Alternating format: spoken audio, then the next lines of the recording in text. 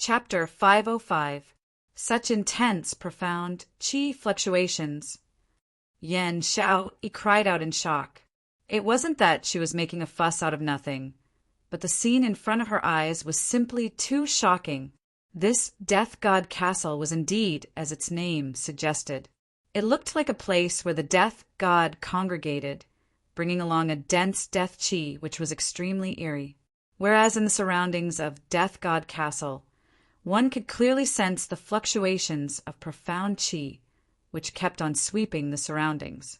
Yi Qing Luo gathered 20 over youngsters, and according to the map's instructions, stood at the safest place. And this place coincidentally had a panoramic view of the entire Death God Castle. Yi Qing Luo narrowed her eyes as she looked at the surroundings, towards the direction where the profound qi fluctuations were coming from. All of these were marked on the map. Even the time it took for the qi fluctuation device to change direction was clearly marked. This qi was simply heaven-defying. At this moment, the mercenary group badge's effect was displayed. The magical beasts near Death God Castle not only had a sensitive sense of smell, their hearing was also very sensitive. Although there was Chi-Chi's sacred beast Chi, as well as Little Nine's sacred beast Prestige by his side, so she wasn't afraid that these magical beasts would hurt them. But the minute these magical beasts moved, it would definitely attract the attention of Death God Castle's guards. Yi Qing Luo made use of the mercenary group badge's voice transmission function as she spoke in a deep voice. There are profound qi fluctuations mechanisms all around. If the profound qi fluctuations were to sweep past you, you will be sliced into pieces by that energy. 20 over youngsters' expressions changed slightly. Along the way, they saw Yi Qing Luo studying the map. It was obvious that DMO Xian allowed Yi Qing Luo to do this mission. Other than leaving Little Nine by her side to protect her, he naturally did something to ensure her safety. This map was given to Yi Qing Luo by DMO Xian. With this map, the youngsters' heavy hearts were more or less soothed. But they had not expected that even with the map facing the heavily guarded Death God Castle, which was filled with mechanisms, they were still helpless. If they were swept, they would be sliced into pieces. This was just too savage. They were unable to grasp the direction of the profound qi fluctuations and had no way of knowing if they had been swept. How were they going to enter Death God Castle? So from now onwards, all of you better be on high alert. Yi Qing Luo's expression was grave as she squinted her eyes, reflecting a cold gaze. His gaze was like a sharp blade. It ruthlessly pierced into the hearts of more than 20 youths. It was so piercing that they swiftly shifted their gazes onto Yi Qing Luo.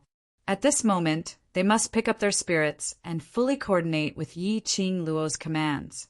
Every hour, the scanning mechanism for qi fluctuations will rotate once. During the rotation of the direction, the fluctuation of the profound qi is in a static state. At this moment, it is our chance to enter Death God Castle. Yi Qing Luo's charming eyes turned back as her slender little hand covered her chest. He could feel a ball of heat slowly spreading out from his heart. At the same time, her eyes were covered with a layer of misty luster. I saw it. The profound energy surrounding Death God Castle fluctuated. Perhaps it was because her heart had once nurtured an extremely talented profound heart jade. Even if that profound jade heart wasn't in her body, but Yi Qing Luo seemed to have inherited the strength of that extremely strong profound jade heart. Through her profound heart jade, she could see all profound auras that were of a higher level than hers, and she could distinguish the level of a person's profound heart jade. Chapter 506. While the mechanism is rotating, Little Nine will use its current form to attract the other magical beast's attention. Yi Qing Luo rubbed Little Nine on her shoulder and felt its mouth licking her palm before she continued. Restrain all the sacred beast qi and try your best to disguise yourself as a little animal which has no attack power at all. Right? An animal and not a magical beast. A little animal without any attack power. even if it attracted the other magical beast's attention. If it ran away, these magical beasts and guards wouldn't chase after it forcefully. They would only treat it as a passing little animal. Little Nine licked her again. Yi Qing Luo's eyes narrowed as she stared at the top of Death God Castle, at that moving mechanism. About half an incense's time later, Yi Qing Luo's body moved as her arm suddenly raised up. 20 over youngsters instantly congealed their senses. They were paying attention to Yi Qing Luo's hand gestures. Pay attention.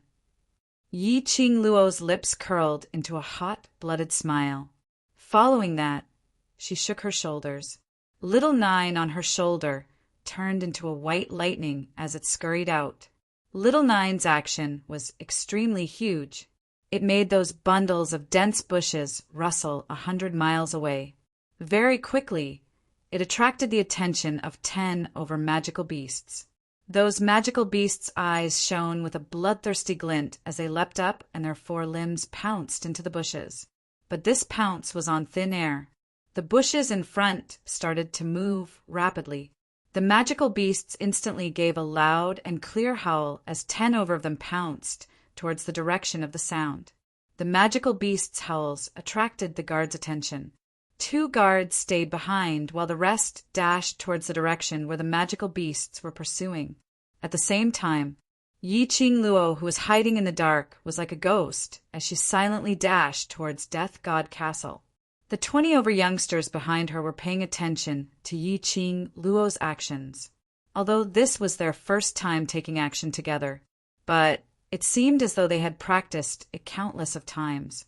Under Yi Qing Luo's command, the youngsters abruptly got up and followed closely behind Yi Qing Luo. Although there were guards standing guard at the entrance, but their gazes were all placed on that team of guards and magical beasts. After all, Death God Castle's reputation was well known, and there was a powerful, profound qi fluctuation mechanism. Ever since the god thief had fallen here many years ago, there had been very few people who came to challenge Death God Castle. As time went by, the guards began to relax. Unexpectedly, just as their attention was completely placed on that patch of bushes, a group of over 20 people had already perfectly avoided the profound energy fluctuation mechanism and infiltrated Death God Castle. Immediately, gather in the castle. Yi Qing Luo shouted coldly, reminding them. The tacit understanding between the 20 youths over the years made them feel no pressure at all. He quickly caught up with the brothers in front of him. When the last young man entered Death God Castle, the direction-changing mechanism coincidentally shifted once again. There was not a moment's difference. If he had been a step slower, the last youth would have been brutally cut off by the mechanism of the profound qi fluctuation. The direction which Yi Qing Luo had chosen was the side door which was drawn on the map. This was the canteen where the guards of Death God Castle ate. Apart from meal times, there were usually no guards here. It was the safest. After the group of people entered Death God Castle, they instantly felt as if their entire bodies were enveloped by a wave of yin qi. It was indeed Death God Castle. Every place was filled with death energy. Yi Qing Luo sized up the surroundings. The interior of Death God Castle was dimly lit, rendering the surroundings even more strange and terrifying. Turn left and go upstairs. The exquisite pagoda is in the 3rd room. Chapter 507. It sounded like it was just a short distance of a few steps. The 20 or so youths could not help but heave a sigh of relief. But Yi Qing Luo, who had seen the map, was very clear that this wasn't just a simple left turn up the stairs. The entire Death God Castle was as big as the entire palace. Perhaps it was even bigger than the Imperial Palace. Furthermore, there were all sorts of mechanisms and formations hidden in every corner of the room. It could be said that every step he took was equivalent to a choice between life and death. The interior of Death God Castle was not as strict as the outside. Yi Qing Luo led 20 over brothers and walked out of the canteen first. He extended his head and scanned the area with his perception. As there are too many mechanisms and formations in Death God Castle, there are only 2 teams of internal guards. They will search the surroundings every 2 hours, and each round will take at least an hour. In other words, as long as we react quickly enough, these guards won't pose any threat to us. After Yi-Ching Luo finished her words, she swept a glance behind her at those youngsters who were concentrating on listening to her. She saw that after hearing her words, they all revealed expressions of relief. Yi-Ching Luo's lips curled upwards as she sneered. Do you know the reason why there are only 2 teams of guards in Death God Castle and every round of search takes such a long time? The hearts of the youths that had just relaxed immediately tensed up. Yi-Ching Luo's smile was simply too terrifying, especially in this kind of atmosphere. It made them feel an inexplicable heavy pressure on their shoulders. An unknown fear grew and spread from the bottom of their hearts. The scariest thing about Death God Castle is the mechanisms and formations that are everywhere. After leaving the canteen, every step you take could possibly trigger a certain mechanism or step into a certain formation. Once you touch these formations and mechanisms, you will die. Yi-Ching Luo suppressed her voice to a very low and deep level. In this strange atmosphere, it seemed extremely eerie.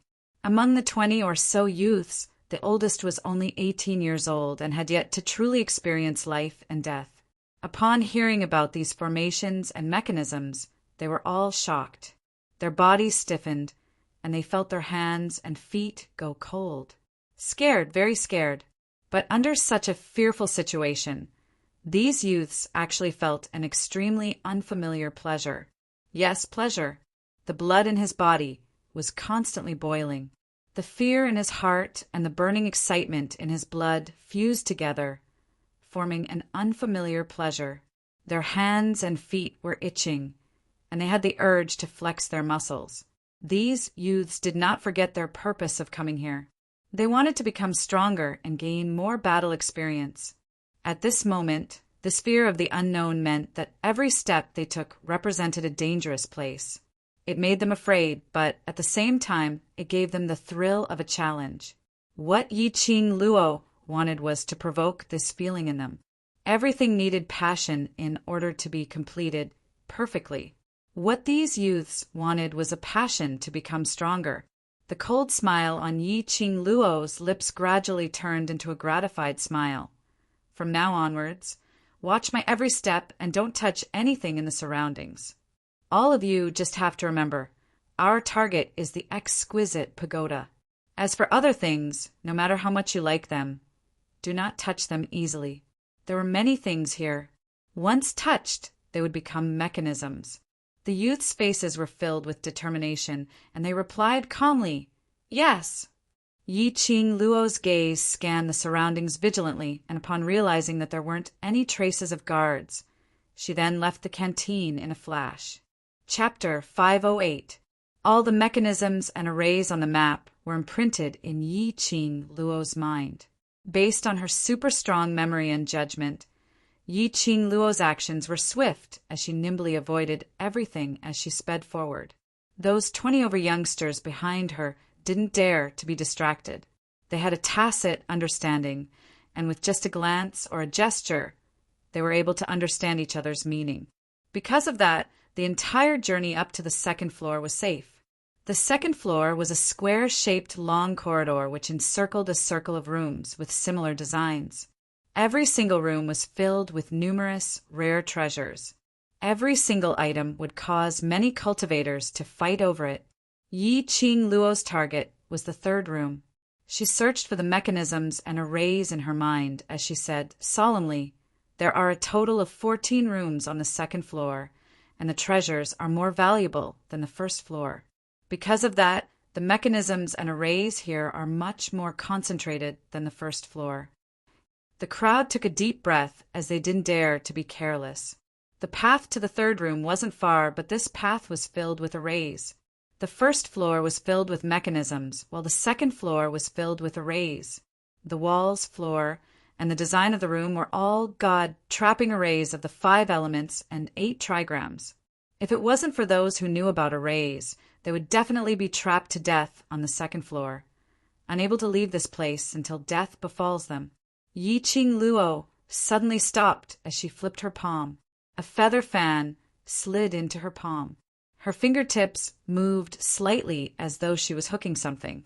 The youngsters only felt a flash of silver light and saw a piece of iron wire flying up as it speedily wound itself around the wooden pillar on the roof. Yi Qing Luo's fingers moved as that iron wire stretched taut. Yi Qing Luo flipped over and climbed up along the iron wire. 20 over youngsters followed one after another as they grabbed onto that iron wire as they climbed up the roof. Their movements were extremely light. The clothes which Yan Xiao especially chose for them were extremely precious, so there wasn't any friction sound at all. The group of them bent down like geckos as they clung onto the roof. Heading towards the third room, the entire path is filled with arrays, especially the first room's entrance. It's an illusion array. Yi Qing Luo lowered her eyes as she glanced downwards at that door which looked no different from any other ordinary ground. Actually, the tightly shut pattern in the first room was the summoning totem of the illusion array. If she walked through the first room, she would sink into the swamp and never be able to climb out. Because of this, Yi Qing Luo chose to climb up from the eaves. Under such a tense and strange atmosphere, the youths broke out in cold sweat, and even their palms were sweating. He kept climbing high up in the sky and kept moving forward. The teenagers were afraid that they would delay the brothers behind them and would not be able to catch up with the team in time, so they did not dare to stop for even a moment. After a long time, the youths only felt that their palms were slippery, as if they would fall from the eaves at any time. Most importantly, the iron wire installed in Yi Qing Luo's feather fan was to make use of the iron wire to take someone's life. The forging of the iron wire was extremely sharp. The palms of the youths with slightly more tender skin were cut open, and blood seeped out. Yi Qing Luo had lost count of the number of times she had been forced to do it for such a long period of time, so she was long used to it. However, the youths behind him had never gone through any training in high-altitude climbing. They had a lot of endurance, but the sharpness of the iron wire was too much for them to bear. The youngsters clenched their teeth as they looked at the third room, which was just a few feet away, as they forced themselves to climb. When they passed by the second room, before Yi Qing Luo could even say a word, that tightly shut door inexplicably blew a strong gust of wind. That strong wind blew against their faces, bringing along a scorching heat. It was as though a ball of raging fire was pouncing towards them. Chapter 509. The youngsters' faces were filled with panic. All of them stretched out their hands in an attempt to grab hold of that young man. But the heat which pounced towards them was getting higher and higher, so much so that they couldn't open their eyes. That young man who had fallen down was about to scream out in terror. But he knew that the minute he screamed out, his bunch of brothers would be discovered. He suppressed the terror in his heart as his gaze swiftly swept past the surroundings. Both his feet had already landed on the ground. No, this wasn't the ground. He saw with his own eyes that his legs seemed to be stuck in the ground, sinking downwards. This illusion array. The second room's ground was also an illusion array. This wasn't the ground, but another space which was connected by an array. Swampland. Being trapped in the swampland was equivalent to being buried alive. The young man's eyes opened wide as his heart was filled with terror and unwillingness to die just like that. He speedily tried to find a way to save himself. Suddenly, a silver light flashed past his eyes. The young man speedily stretched out his hand to grab that silver light, not caring about his cut hands as he speedily climbed upwards. His speed was slow, and after sinking into the swamp, his naked eye couldn't see anything on his body. But he could actually feel that both his legs were wrapped up by numerous silt. He used all his might to climb upwards. His entire body's energy was gradually depleted. His forehead was filled with sweat, and his body was getting heavier. Even a slight movement upwards felt like 1,000 caddies. The second room was still spitting out hot air. That gush of hot air made the young man's eyes filled with a thick layer of sweat. A sense of helplessness made the young man have the thought of giving up. He tried his best to raise his head as he looked at his brothers above him. This look met with a pair of dazzling eyes which were like the stars. That pair of eyes seemed to contain countless beliefs. She stared at him without blinking, her eyes filled with encouragement. The young man even saw her pink lips opening and closing, silently spitting out 2 words, all the best. It was Yi Qing Luo. It was their Madame Qing Luo. This iron wire was sent over by Yi Qing Luo. She held the iron wire on the eaves in one hand and the feather fan in the other. At the end of the feather fan, a piece of iron wire was pulled out. She was a lady, a delicate and petite lady, but it was a hand which supported a robust young man like him. The young man's heart was violently shaken. Yi Qing Luo obviously had the chance to directly use the iron wire to coil around his waist, pulling the young man into the iron wire. But she only gave him a chance to live and let him work hard for his own survival. Within the youth's body, an uncontrollable, profound energy suddenly surged, unceasingly battering against the profound jade heart. His eyes became extremely resolute. His breathing became smoother. His legs also became lighter. Taking advantage of this feeling, he used all 4 limbs and quickly climbed up the iron wire to the eaves. In his chest, a burning sensation kept surging. The youth's breathing was rapid and hot. Yi Qing Luo's hand was placed on the young man's shoulder. That soft little hand seemed to contain some kind of power. He forcefully suppressed the burning agitation in his chest. If I advance, my profound energy will leak out and attract the attention of the guards. Yi Qing Luo transmitted a message into the mercenary group's badge. First, store all the advancement energy into the profound jade heart. Promotion? The other youths gripped tightly onto the iron wire in disbelief. Thousands of F*CK horses began to roar in their hearts. This could also be promoted? What the? One Ni Ruo Pan who ran to advance was already heaven-defying enough. Now there was another one who climbed the iron wire to advance. Chapter 510. The young man followed Yi Qing Luo's method as he guided the raging profound qi in his body to store it into his profound heart jade. 20 over youngsters hung in midair without urging him as they quietly stared at that young man storing his profound qi. The youngsters' palms were already cut by the iron wire as the air was filled with a faint stench of blood. Their hands were also feeling weak, but not a single one of them showed an impatient expression.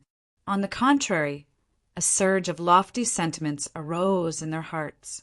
Indeed, Yi Qing Luo was filled with endless hope, even bringing hope to the people around her. The youngsters naturally could tell that Yi Qing Luo could obviously save their brothers directly and speedily moved to the 3rd room to avoid the 2nd room's heat wave. But Yi Qing Luo only gave them a chance to live. At the same time when she gave them this chance, Yi Qing Luo also passed her own life into that young man's hands. If the young man's reaction wasn't fast enough, or if he didn't have a strong and unyielding conviction, and eventually fell into the illusion array, then Yi Qing Luo, who was supporting him, would also fall into danger. There was a possibility that she might be implicated by him and fall down. Yi Qing Luo trusted them, just like how they trusted Yi Qing Luo. The youngsters' gazes towards Yi Qing Luo were filled with a sense of reverence. She had always been using her own way to train them, making them become stronger. Their ears seemed to be lingering with the words that Yi Qing Luo once said. That unique, cold, yet elegant voice spoke in a sonorous and forceful tone. Our The World Group will become the #1 mercenary group in the future. Do you have this confidence? Yes, of course they had this confidence. With a leader like her, the #1 mercenary group was bound to become the winner. The young man had already suppressed the restlessness of his profound qi as he took the lead to climb towards the 3rd room. His actions were nimble, and all the discomfort had been thrown behind him. This was the body which had been impacted by the profound qi. The meridians in his body had all been opened, and the endless profound qi in his body seemed to be inexhaustible. Looking at the young man's actions, those youngsters behind were getting more and more excited. Presumably, this trip to Death God Castle would allow them to obtain a good upgrade, even if they were unable to upgrade their profound grade. But the upgrade of their mental state was even more valuable. More than 20 people, enduring the heat wave from the second room, shuffled to the third room. That was their destination. Yi-Ching Luo narrowed her eyes as she swept a glance at the surroundings, instructing the youngsters to stabilize their actions. Immediately thereafter, the feather fan flipped through the air, and another iron wire shot forth, wrapping itself around the eaves of the door to the third room. Like a nimble elf, she followed the iron wire and quickly climbed onto the eaves of the door. Her legs hooked onto the beam, and her body hung upside down in midair, falling straight down. When the youngsters saw Yi-Ching Luo's shocking action, they were so shocked that they almost cried out. Yi-Ching Luo's actions were simply too dangerous. When Yi-Ching Luo hung down, her face was facing the direction of the main door. Yi-Ching Luo swiftly took out 2 silver hairpins from the hairband fixed at the back of her head. One of the silver hairpins stabbed into the crack of the door, while the other flew out and hit the corner of the room. The youths were puzzled. They had been concentrating their attention on Yi-Ching Luo's movements. However, there was clearly nothing in the direction of the silver hairpin. Could it be that Yi-Ching Luo had missed? If this deviation triggered the mechanism, this thought had just flashed through his mind. Chapter 511. Densely packed worms, crawling worms. The silver hairpin was instantly covered by those worms as it covered the entire ground. The youngsters then realized. The place where Yi-Ching Luo's silver hairpin had shot was a palm-sized worm cocoon. That worm cocoon was connected to a silver thread which they couldn't see earlier. The place where the silver thread was connected to was the place where Yi-Ching Luo had used the other silver hairpin to poke into the door slit. If they pushed open this room door under the situation where they couldn't see it with their naked eyes, under the influence of the silver thread, the worm cocoon would split open, and in an instant, it would be covered by these worms. The minute they thought of these worms crawling all over them, the youngsters started to have goosebumps. The range of these worms' activity was limited to the vicinity of the third room and didn't cross over to the second or fourth room's entrance. It could be seen that between the rooms there was an invisible array which separated the rooms. When Yi-Ching Luo saw the overwhelming number of worms, her scalp couldn't help but turn numb. It was simply too creepy. Looking at the palm-sized worm cocoon, it could actually crawl out thousands upon thousands of worms.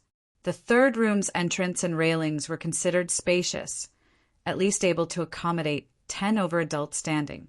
But these worms, after they covered the entire ground, as both sides were obstructed by the array, the worms were squeezed into this area and started to squirm one by one. There was a tendency to surge upwards. Originally, on seeing these worms not being able to climb up the wooden pillars, the youngsters who were hanging in midair heaved a sigh of relief, were now so frightened that their faces turned pale.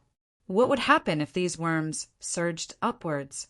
If they surged to the highest point, they would directly climb onto them. The youngsters' scalps turned numb as they didn't dare to imagine that scenario. What they were more worried about was Yi-Ching Luo, who was hanging upside down at the entrance. She was the closest to the ground, unlike them who were on the roof. Those worms piled up higher and higher and had already overflowed the silver thread. The hanging Yi-Ching Luo was just a fist's distance away. When the youngsters saw this, their hearts were extremely anxious. All of them bit their lower lips tightly, suppressing their screams which were about to burst out. Standing right in front, the youngster who was saved by Yi-Ching Luo earlier had a pale face as a ball of fire burned in his pupils. He released the iron thread with one hand and was about to charge towards Yi-Ching Luo. He was prepared to fight for a little more time for Yi-Ching Luo. Let these worms swallow him up first. Just as he was about to jump down, the young man behind him pulled him back. Look, 20 over youngsters saw Yi-Ching Luo standing upside down. her fingertips pressing against the silver hairpin which was inserted into the door slit.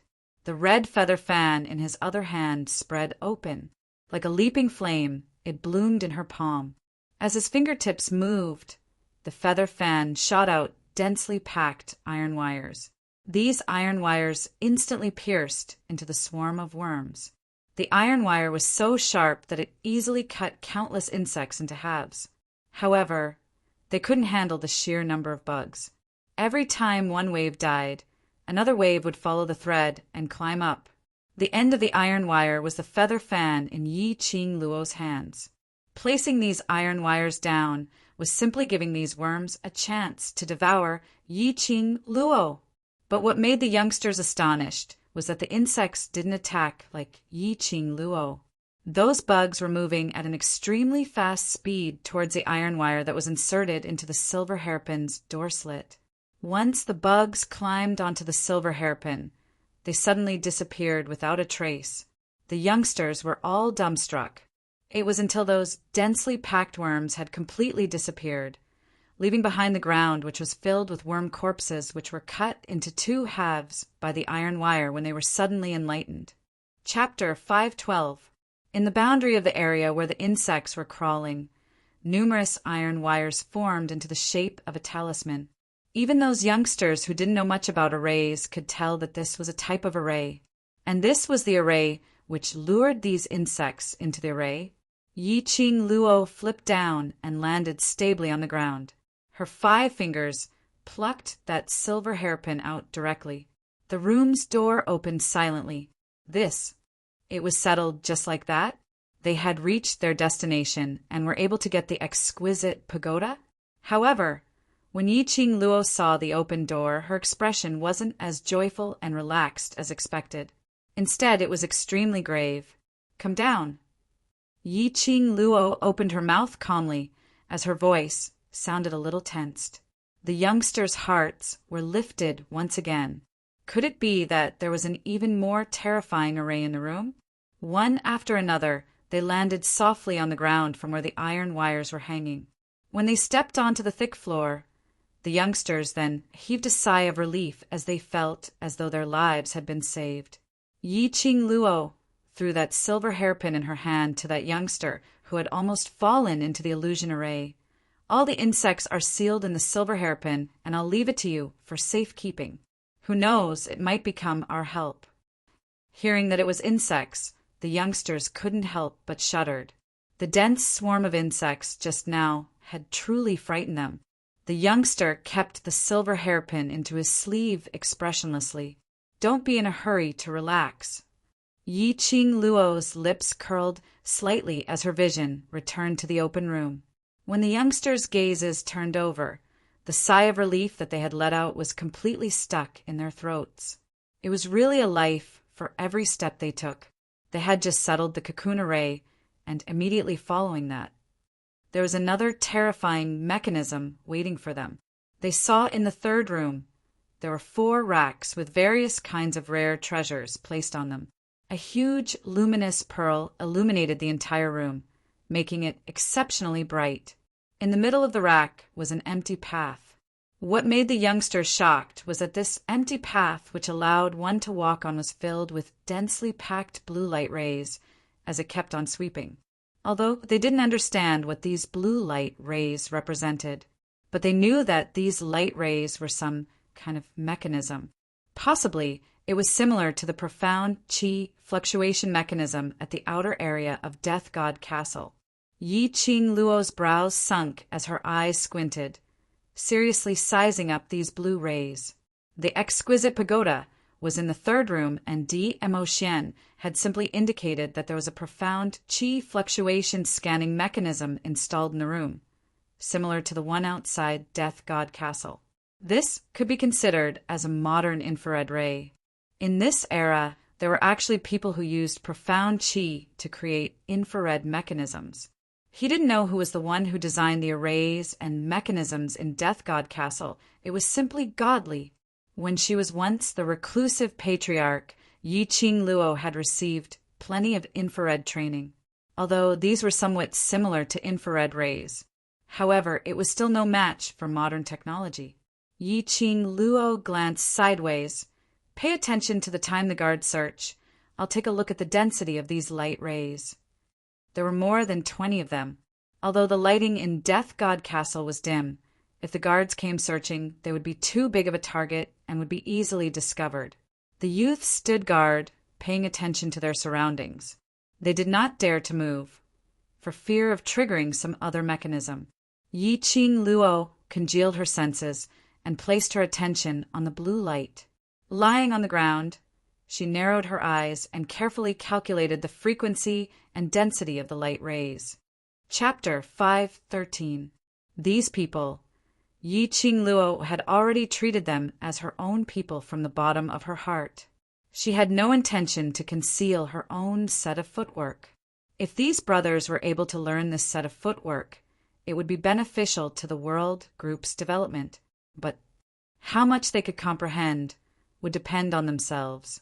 Yi Qing Luo's gaze turned calm as her expression congealed as she spoke word by word. Take note. All the items on the rack, remember not to touch them carelessly. If you slightly move it, it will trigger the array to be activated. When the youngsters heard that, their expressions turned solemn as they nodded their heads. Seeing the entire room filled with rare treasures, these youngsters were indeed tempted. But no matter how rare the treasures were, it wasn't as important as everyone's lives or their own lives. Along the way, they had seen quite a number of mechanisms and arrays, and there were several times where they almost lost their lives. Watch carefully. Yi Qing Luo's voice was mellow as it was transmitted into the youngsters' ears from the mercenary group badge. It was as if something had struck their hearts. 20 of her pairs of eyes were all fixed onto Yi Qing Luo. Yi Qing Luo's actions were swift as she displayed her footwork, agilely avoiding one after another blue light rays. That nimble figure was like a lady dancing in the light rays. Her posture was enchanting, making one's heart palpitate. From the moment she entered the room, to avoiding the blue light rays and arriving at the inner part of the room, the time Yi Qing Luo used was not more than 10 breaths. The speed was so fast that it made one tongue-tied. The youngsters were shocked by Yi Qing Luo's speed. That footwork was strange like a shadow, precisely avoiding every single light ray. By the time they regained their senses, Yi Qing Luo was already standing opposite them as a pair of encouraging eyes gazed deeply at them through the blue light rays. Next, who's up? Yi Qing Luo's cold voice was heard from the mercenary group badge. 20 over youngsters looked at each other in dismay. Their hearts thumped hard. This was too fast. How was it possible for them to memorize that strange footwork which Yi Qing Luo displayed after just one look? How could they possibly remember her movements to avoid those blue light rays? Suddenly a figure stood out. It was Emo Han Shang. He raised his arm, indicating that he could try first. Yi Qing Luo's lips curled into an encouraging smile as she nodded. I'll wait for you here. Towards Emo Han Shang. She didn't really understand him. Yi Qing Luo wasn't clear about his ability. However, as the young master of the mercenary guild, his prestige in the mercenary guild was quite high. He must not be an ordinary person. As for why Emo Han Shang didn't hesitate to offend the Yuchi family, appearing to stand up for her, and even taking the initiative to join the mercenary group to build momentum for the world group. Yi Qing Luo still couldn't figure it out. No one would help a person for no reason. Perhaps Emo Han Shang had some motives. But Yi Qing Luo's intuition told her that even if Emo Han Shang had an ulterior motive, he would not hurt the world group. Emo Han Shang twisted his neck as he took out a piece of black cloth from his sleeve, learning from Yi Qing Luo to wrap his hair tightly, not leaving a single strand of hair. Even a strand of hair could brush past the blue light. When Emo Han Shang's feet stepped into the room, the delicate face was filled with seriousness and solemnity. The pair of slightly raised red phoenix eyes narrowed slightly, emitting an invisible cold and sharp glint. He bent down, and his slender body quickly entered the blue light. Seeing Emo Hanshang's actions, Yi Qingluo was shocked. His footwork and the position he stepped on were basically the same as hers. Moreover, the speed and rhythm were controlled just right. Chapter 514. This Emo Hanshang indeed had extraordinary ability.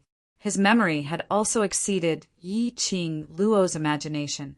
Luckily, this extraordinary young man had entered the world group, becoming their brother. Don't relax. Pay attention to the front, your right side. Well done, the last line of defense.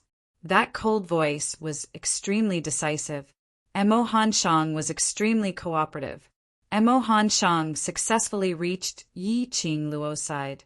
Looking at the sweat on the young man's forehead, that handsome face revealed a relieved smile. Yi Qingluo walked over and patted his shoulder lightly to show encouragement. You've done very well, but I'm a little curious. What were you mumbling about earlier? Emo Hanshang was slightly astonished, as though he had not expected Yi Qingluo to notice these small details. His cheeks blushed slightly as he scratched his head in embarrassment. Your footwork is very strange, and your speed is extremely fast. I need to use the interval between breaths to determine when you take your next step. The youngsters opposite were suddenly enlightened. No wonder Emo Hanshang was able to replicate Yi Qingluo's actions so swiftly. They thought that Emo Hanshang also knew how to calculate the frequency of these blue light rays. Why hadn't they thought of this idea? Yi Qingluo nodded her head as though she was deep in thought. This was indeed a good idea. Emo Hanshang was able to remember every single action and every single step she took, and at the same time he was able to calculate the frequency and magnitude of every single action. He was really a talent. Everyone's breathing frequency is different, so I'm afraid my calculation method isn't suitable for you. Emo Hanshang said in slight embarrassment. The blue light ray's frequency was the same, but everyone's breathing frequency was different. If they followed Emo Hanshang's breathing frequency to barge through the blue light rays, they would be easily swept by the blue light rays. After staying silent for a long time, Yi Qingluo looked towards the youngsters opposite her once again.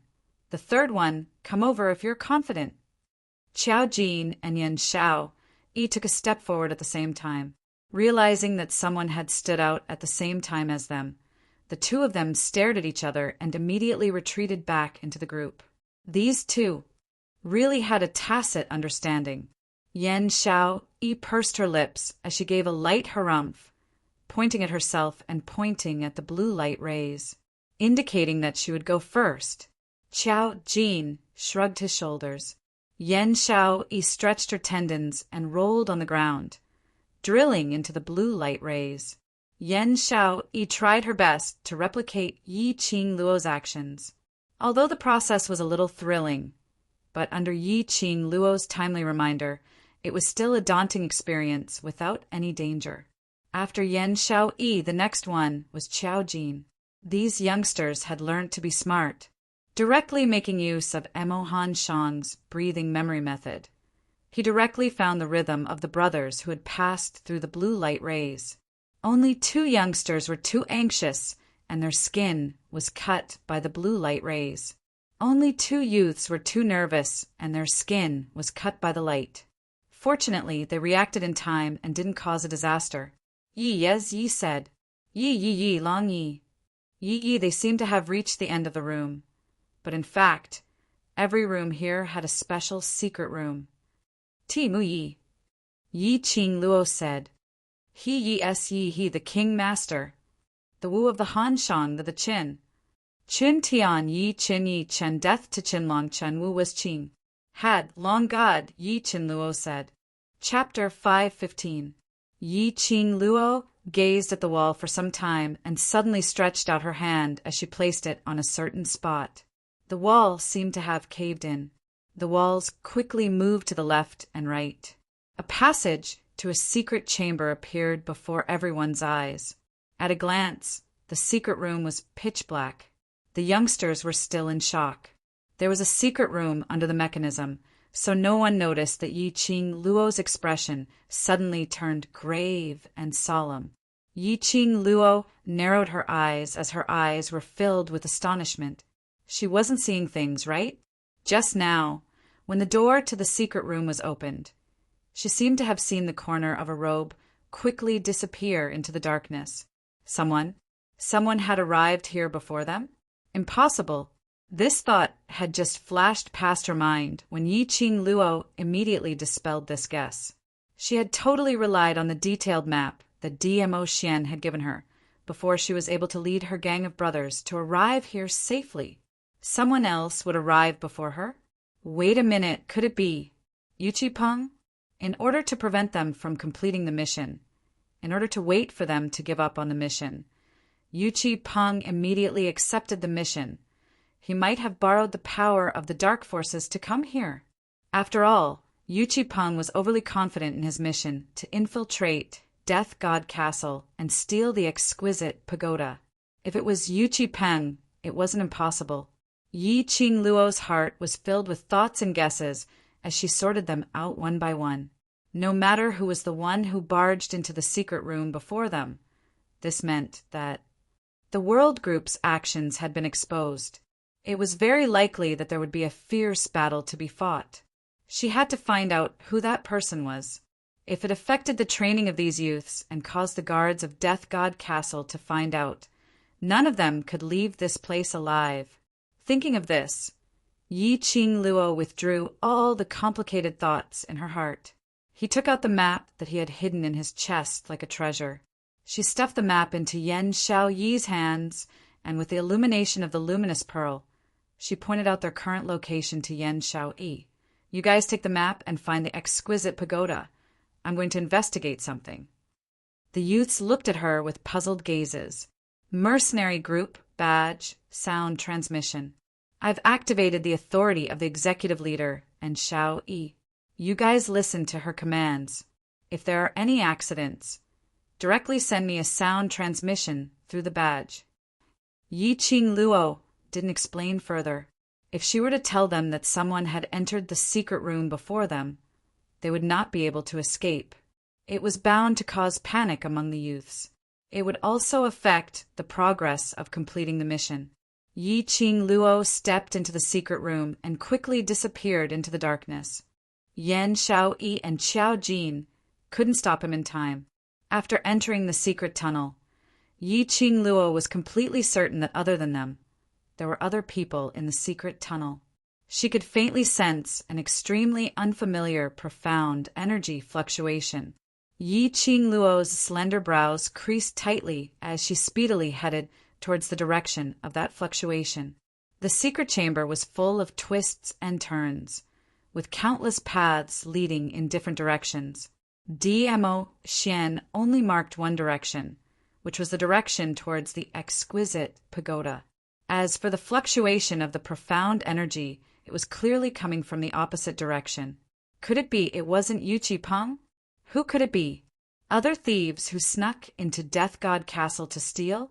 Yi Qing Luo's footsteps halted. If it were any other thief, as long as their target wasn't the same thing, then they wouldn't have anything to do with each other. There was no need for her to meddle in this matter. Didn't that person leave immediately after seeing them open the secret chamber? It was enough to tell that the other party didn't want to clash with them.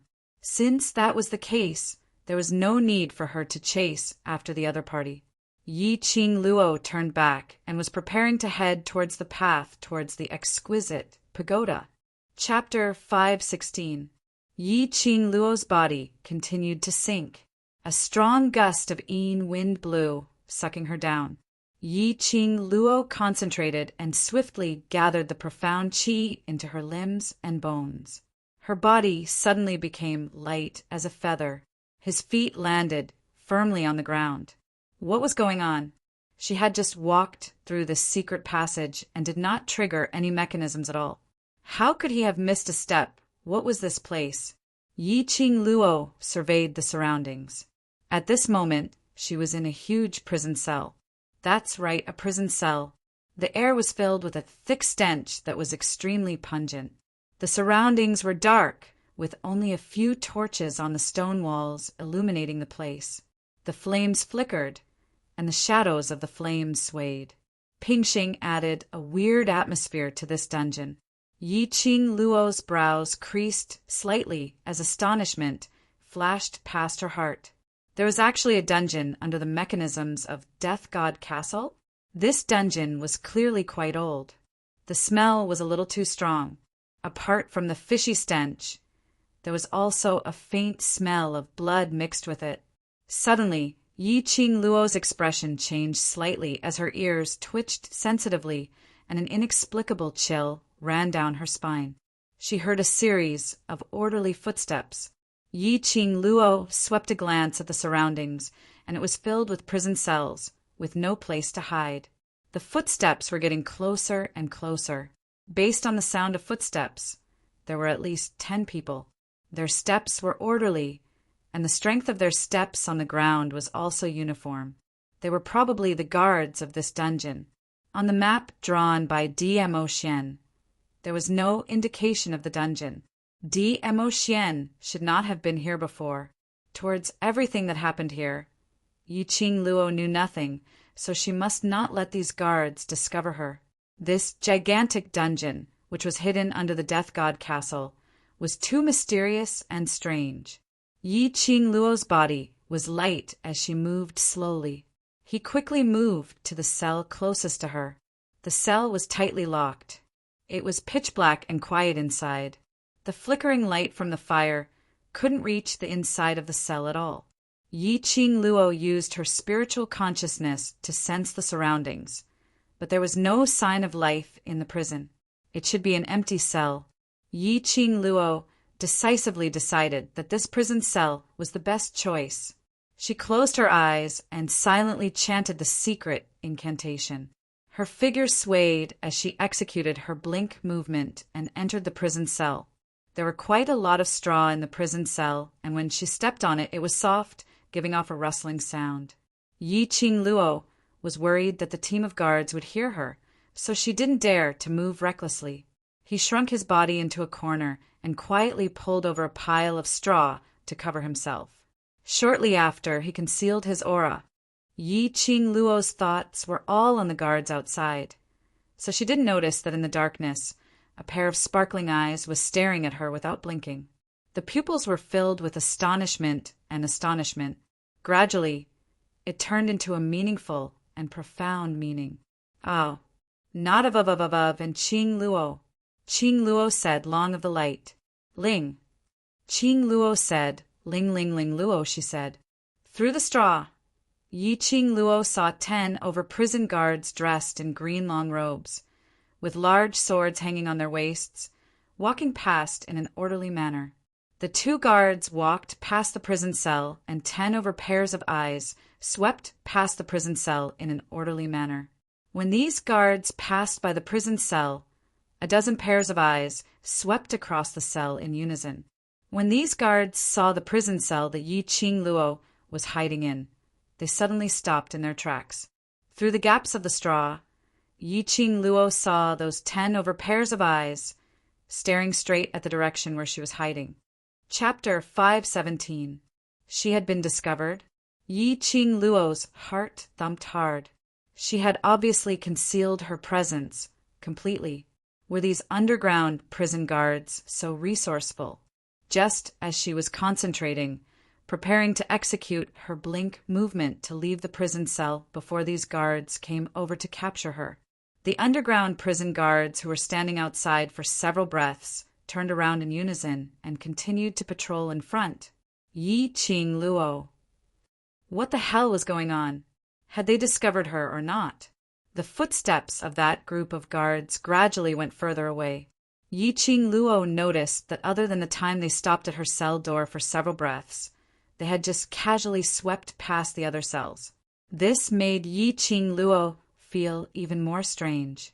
Gradually, the underground prison fell into darkness and silence once again. There were no more footsteps from those guards. The entire underground prison was so silent that it was a little strange.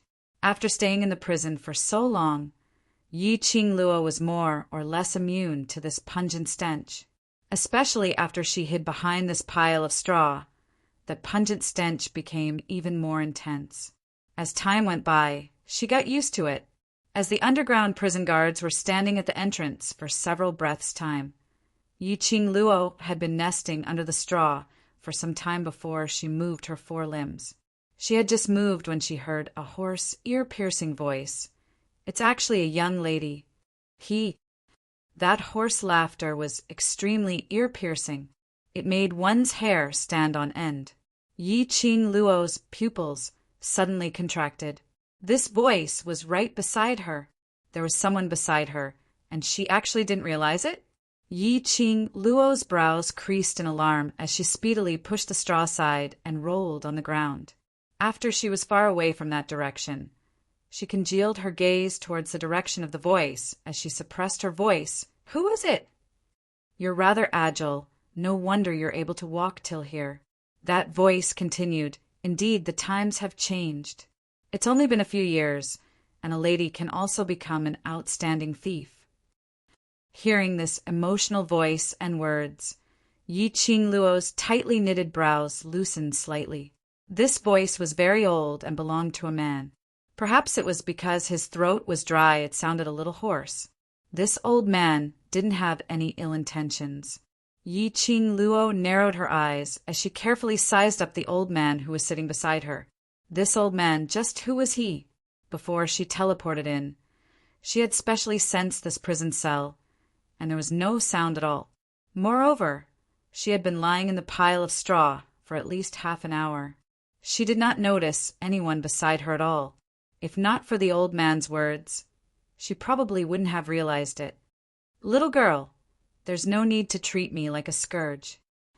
The elderly saw Yi Qingluo's eyes filled with vigilance as he burst out laughing.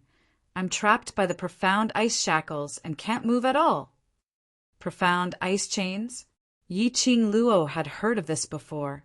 It was rumored that the spiritual energy of heaven and earth had been gathered to form the indestructible ice as its material, and it was forged by the number one blacksmith. Those who were chained by the profound ice shackles, no matter how high their profound rank was, no matter how strong they were, they would not be able to break free. Old man, who are you? Yi Qingluo got closer and pushed aside the straw. He saw an old man dressed in ragged clothes, his hands fixed to the wall. The chains that fixed him in place glowed with a cold light. They were indeed profound ice chains. A person who needed the profound ice chains to restrain was absolutely not to be belittled. Yi Qingluo absolutely believed that this old man's ability, not only was it above her, it was extremely powerful. Otherwise, based on her acute sense, how could she possibly not discover that there was someone beside her? Chapter 518. So, earlier those dungeon guards weren't looking at her, but this old man? Yi Qingluo was rather curious about who were the people locked up in this dungeon. She placed her vision back onto the old man as she sized him up carefully. The old man looked extremely disheveled. Under the dim light, the old man's clothes were tattered and there were blood scabs on it. His withered yellow hair was in a mess, looking like a bird's nest as each strand was knotted. The old man was covered in filth, and that face was so black that she couldn't tell what he looked like originally. Yi Qingluo suddenly recalled the old man's emotional few years as the corners of her eyes twitched. He couldn't have been locked up here for so many years and had not taken a bath, right? Who I am isn't important. What's important is, young lady, if you fall into this place, you'll be the same as me, trapped here. Although the old man was covered in filth and his entire face was black, but only that pair of crystal clear eyes was exceptionally bright. What kind of enemy is this? Yi Qingluo didn't doubt the old man's words. The old man obviously didn't look like an ordinary person, but he was still imprisoned here by the profound ice shackles. She didn't feel that she could escape easily, but the meaning behind the old man's words represented that he knew what this place was. The old man shook his head, and a chicken nest-like hair floated down a pile of powdery dirt. Young lady, Even if you know where this place is, there's no way you can escape." That might not be the case. Yi Qing Luo's brows rose.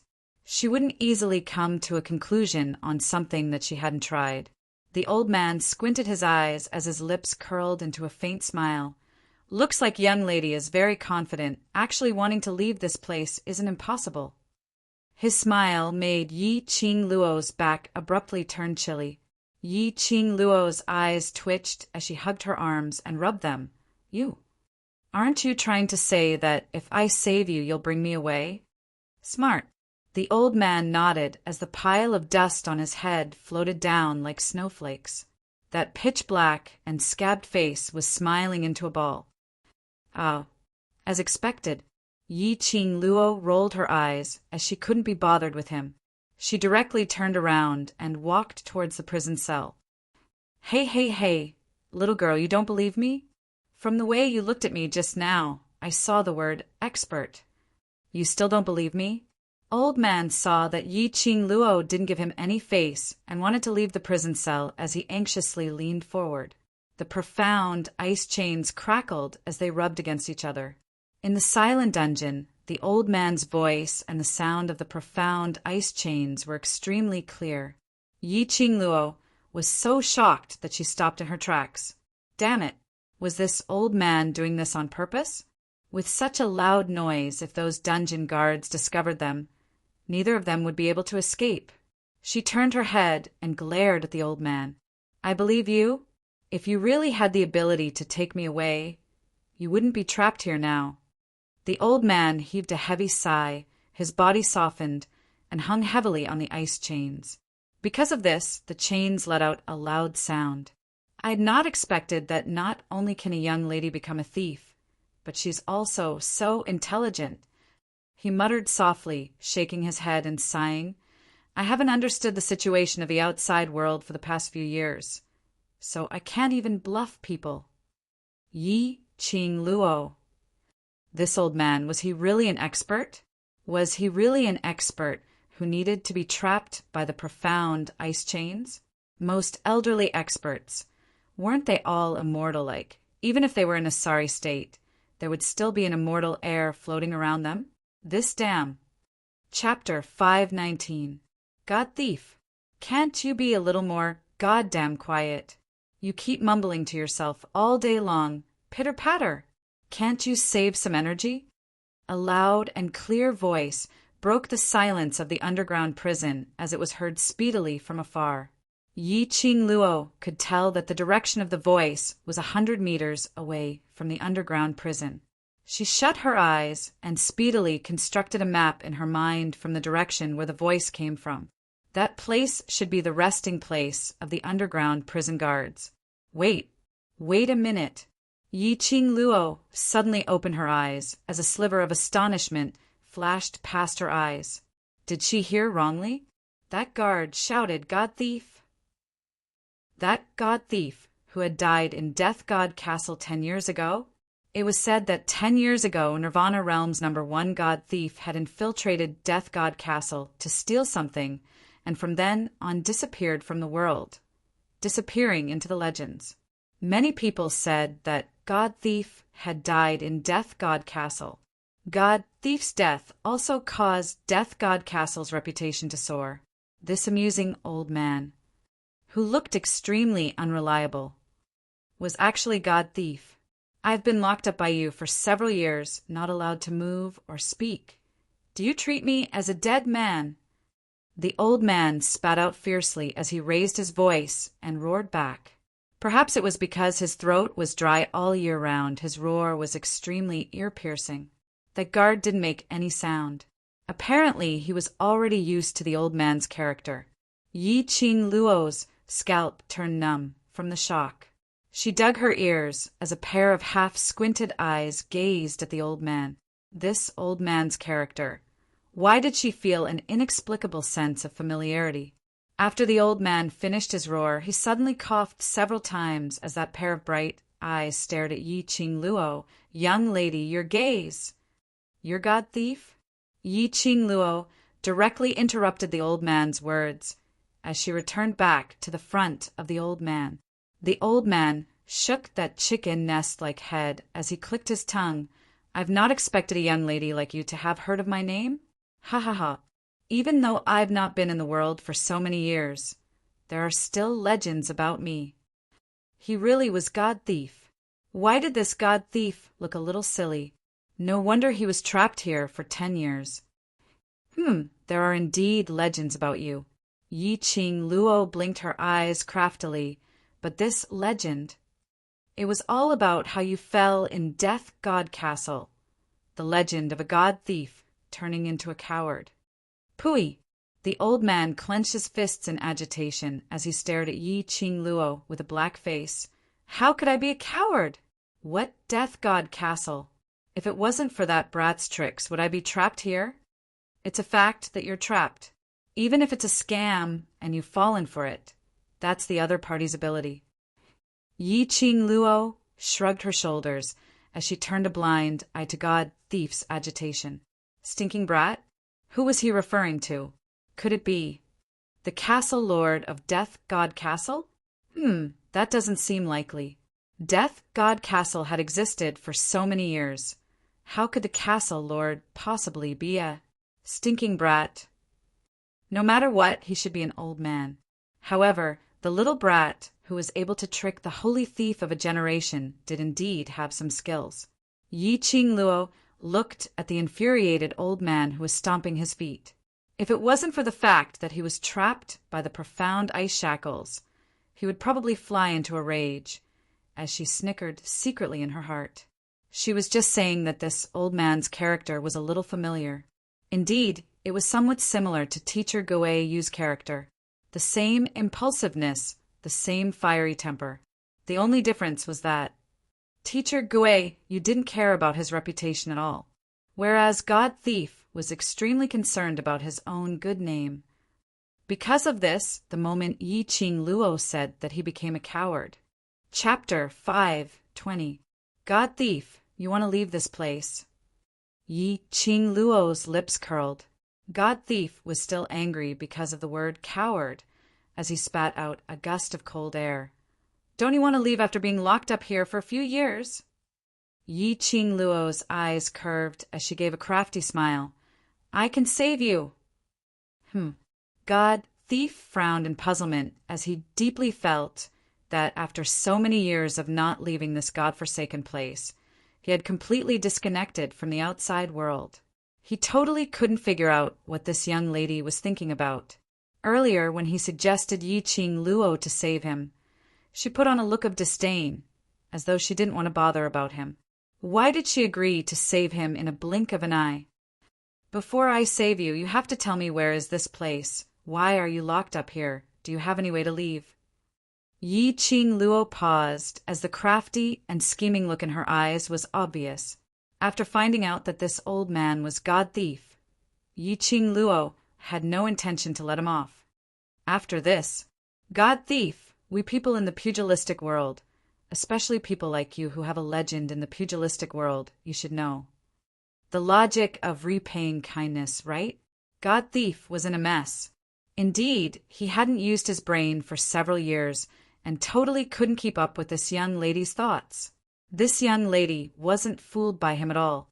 Instead, she had turned the tables on him. This young lady was really quick-witted and her brain worked extremely fast. Young lady, if I have a way to leave, then I will be the one saving you, not you saving me. God Thief felt that if he were to fall into the hands of a young lady today, his reputation in this lifetime would be ruined. Yi Qing Luo's brows rose as she spread out her hands. If you can save me, then you won't be chained to the wall by the profound ice shackles. Oh, damn. This young lady's words made sense. He actually had nothing to say in reply. I'm a dignified God Thief. Naturally, I will repay kindness. God Thief gritted his teeth as his features turned sinister. Young lady, the prerequisite is you are able to undo the profound ice shackles. The profound ice shackles were indestructible, and it was condensed with the world's #1 armament master's powerful, profound chi.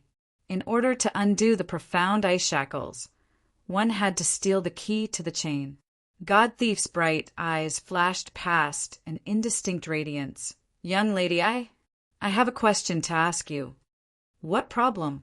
Who taught you that secret technique? Secret technique? Did the thief saint see her teleport and enter this prison cell? Why was it that every time she used teleportation, she would be seen through by others? Could it be that the rewards of the Purgatory Tower were all secrets that couldn't be made public? Thinking back to the last time, the ghost doctor had also seen her use the teleportation secret art. That was why he had appeared to help her when the administrator was looking for trouble, and had even taken her in as his disciple. The ghost doctor had even mentioned that it was the King of Thieves' teleportation secret technique. Saint Thief, King of Thieves Yi Ching Luo blinked her eyes. The King of Thieves. Don't tell me he's your ancestor? A ancestor. Blarg, cough, cough, cough. Holy Pirate choked and coughed. His body, which was hanging on the ice chains, shook as he coughed. The chains hit the wall and made a loud noise. Yi Ching Luo was at a loss, isn't it? Then how did you recognize that it's a secret technique? God Thief, who had finally stopped coughing, had no expression on his pitch-black face. Only that pair of bright eyes revealed some helplessness. Yes, that's the King of Thieves' secret technique. How did you find out about it? Chapter 5:21. Overlord. God Thief frowned as he searched for this name in his mind. After some time, he suddenly nodded his head. I've heard of this name before. It's rumored that he's an incredible young man. Just based on his own ability, he established his own powerhouse in Nirvana Realm. His words paused and his eyes suddenly shone. I heard that the Imperial Palace has kept quite a number of rare treasures, and they are absolutely not inferior to these things in Death God Castle. It was because of this that God Thief remembered D.M.O. Xian's name. It's him. Yi Ching Luo nodded. You know the blink movement secret art? The light in God Thief's eyes dimmed slightly. He muttered D.M.O. Xian's name and immediately shook his head. No. Initially, he opened his mouth to talk to this young lady was because she displayed the blink movement secret art. He wanted to find out from her mouth where she learnt this secret art from and how she learnt it to such an exquisite level. D.M.O. Xian.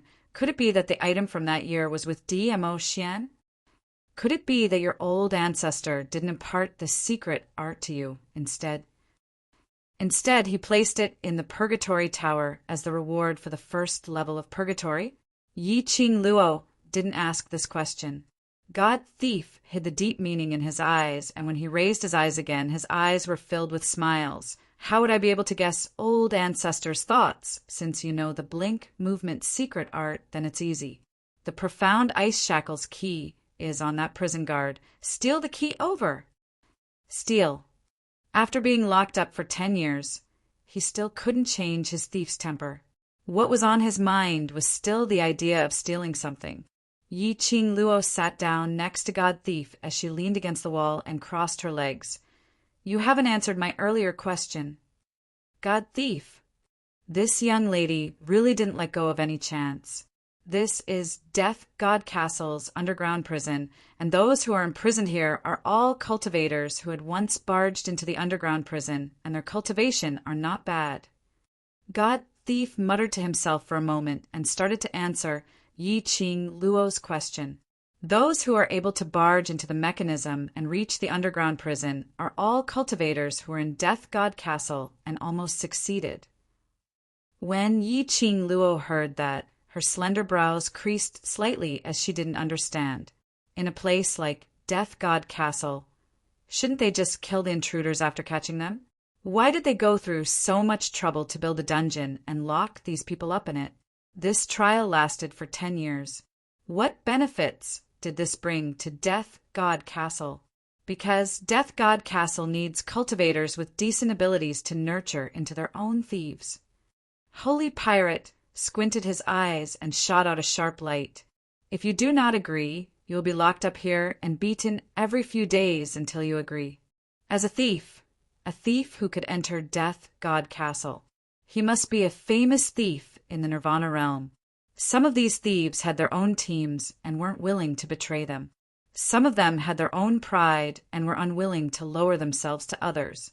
But some of them, because they could not withstand the vicious beatings every now and then, finally agreed to the Death God Castle's request and signed a life and death contract. You were beaten up for 10 years? Yi Ching Luo was astonished. Even the word coward was able to agitate God Thief's pride. So how did he survive after being beaten up by these guards for 10 years? No wonder God Thief's body was riddled with scars and scabs of all sizes. Chapter 5:22. These people in Death God Castle were really patient. 10 years didn't agree, so they guarded for 10 years. These guards had extremely good control over the way and strength they used to beat people. Apparently, they had gone through special training. Not only did they hit the most painful part of the human body, but they also didn't hurt the cultivator's meridians in case it damaged the cultivator's ability. Yi Ching Luo was about to kneel down in front of Death God Castle's Castle Lord. She had to admit that Death God Castle's Castle Lord was indeed an intelligent person. There was no lack of talents in this world, but what they lacked were talents who could be used by themselves. Making use of Death God Castle's rare treasures, they attracted numerous outstanding thieves or cultivators to come forth to steal.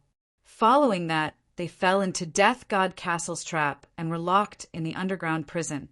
If they were to submit and sign the life and death contract, it would be equivalent to selling their lives to Death God Castle for the rest of their lives. Death God Castle had established their own forces and were able to call on these thieves to search for rare treasures. Later on, they placed these rare treasures in Death God Castle as publicity. It was simply too profitable, but Yi Ching Luo felt that by gathering these top exponents whose lives were in their hands, it was absolutely not just to contribute to Death God Castle. Death God Castle's Castle Lord should have an even bigger plot. As long as you undo the profound ice shackles, I naturally have a way to get out. God Thief had been keeping silent all this while and couldn't help but opened his mouth to urge. Steal the guard's key and help me undo the profound ice shackles first. Are you sure? Yi Ching Luo felt that it wasn't reliable no matter how she heard it. If God Thief really had a way to get out, would he still be trapped here for 10 years? Although so many years have passed, but I remember clearly everything regarding Death God Castle's internal affairs. God Thief said with utmost certainty. Yi Ching Luo could tell that God Thief's self-confidence was swelling continuously. Forget it, she wouldn't tease him anymore. Even if God Thief had no way to leave, Yi Ching Luo intended to bring him away. Towards those with ability, she admired them, especially this old man who was renowned in the entire Nirvana realm 10 years ago and was given the title of God Thief. Yi Ching Luo naturally had the intention to rope him in. The world group was currently in the development stage, and those youngsters still needed more tempering to grow step by step. If God Thief was willing to stay in the world group, it would definitely be beneficial to the world group. There's no need to go through so much trouble to steal the key. If I'm not careful and get discovered by the guards, not to mention the key, even I might end up hanging on the wall like you. Yi Ching Luo walked towards God Thief as her index finger curled up as she knocked on the profound ice shackles. It was cold to the touch, and it was suffused with streams of cold light, as expected of the mystical ice shackles that were recorded in the Rare Treasures record. This material, this strength, it was really indescribable. If it wasn't for the sake of saving trouble, Yi Ching Luo really couldn't bear to destroy this profound ice shackles. Under God Thief's astonished gaze, Yi Ching Luo's fingers shook as a red feather fan blossomed with a bewitching flame glow, as though a fire elf was dancing excitedly on her fingertips. The red light flashed and transformed into a pair of sharp red blades. Crack! The profound ice shackles broke. Holy Pirate's arms suddenly drooped. He lost the support of the profound ice chain as he laid limply on the pile of straw. For the past 10 years, other than being beaten up viciously or being brought to undergo brainwashing. God Thief had always maintained the posture of being hung on the wall with his hands stretched out. His body's functions had completely stiffened and numbed. God Thief laid stiffly on the ground, and after some time he finally moved his hands. Moving a little, his arms were very painful and weak. But no matter how he moved, he was still free. Chapter 5:23. Yi Qing Luo's fingers clenched the feather fan tightly as she released another 2 sharp blades, slashing apart the restraints on God Thief's legs. God Thief's entire body tensed up as he trembled, as he kept on moving his body, trying his best to move his 4 limbs. He moved and propped himself up as he flipped over. He raised his hand up high, and the dim light from the fire shone into his eyes through the gaps of his fingers. God Thief inexplicably felt a sour sensation at the tip of his nose as his eyes turned moist and hot. How many years had it been? How many years had he been imprisoned for? Finally, he was reborn. God Thief's lips revealed a relaxed smile. Young lady, this weapon of yours is just too heaven-defying to even be able to sever the profound ice shackles. No one was clearer than him on the might of the profound ice shackles. If it wasn't for the indestructible profound ice shackles, how could he possibly be trapped in this place for 10 years? However, this young lady had effortlessly swung her fan, and swung it with ease. He thought that he had to wait for Yi Qing Luo to steal the key before he could be freed. Yi Qing Luo's expression didn't contain any excitement or agitation. She squinted her eyes slightly as it shone with a biting, cold glint. God Thief, I'm going to ask you a serious question. If we're discovered now, based on your current condition, will you be able to escape? God Thief, who was lying on the ground, raised his hand up high as it drooped down weakly. That pair of sparkling eyes were fixated on Yi Qing Luo. It's too late. Yi Qing Luo's eyes flashed as she displayed that set of footwork, and her petite figure instantly burrowed into the straw. At the same time, a series of orderly and powerful footsteps were heard outside the prison cell. Immediately following that team of prison guards appeared outside the prison cell. God Thief, we don't have time to waste with you. Today is the last time Castle Lord is talking to you. If you still don't know what's good for you, I'll take your life right now. The prison guard's rough voice bellowed out, and following that was the sound of a key opening the prison cell. Yi Qing Luo hid in the straw as her back suddenly turned cold. Inexplicably, a dangerous and fatal feeling arose in her heart. Somehow she felt that the prison cell's temperature had dropped again, as though the air had been frozen into particles by the frost. Yi Qing Luo's brows creased tightly as she heard someone walking into the prison cell. There was only the sound of footsteps. The guards didn't come in. Only one person came in, however, Castle Lord. The Castle Lord that the guard mentioned. Yi Qing Luo didn't expect her luck to be so good. He had just saved Holy Pirate, and the next second, the mysterious castle master had appeared. The heavens really wanted her dead.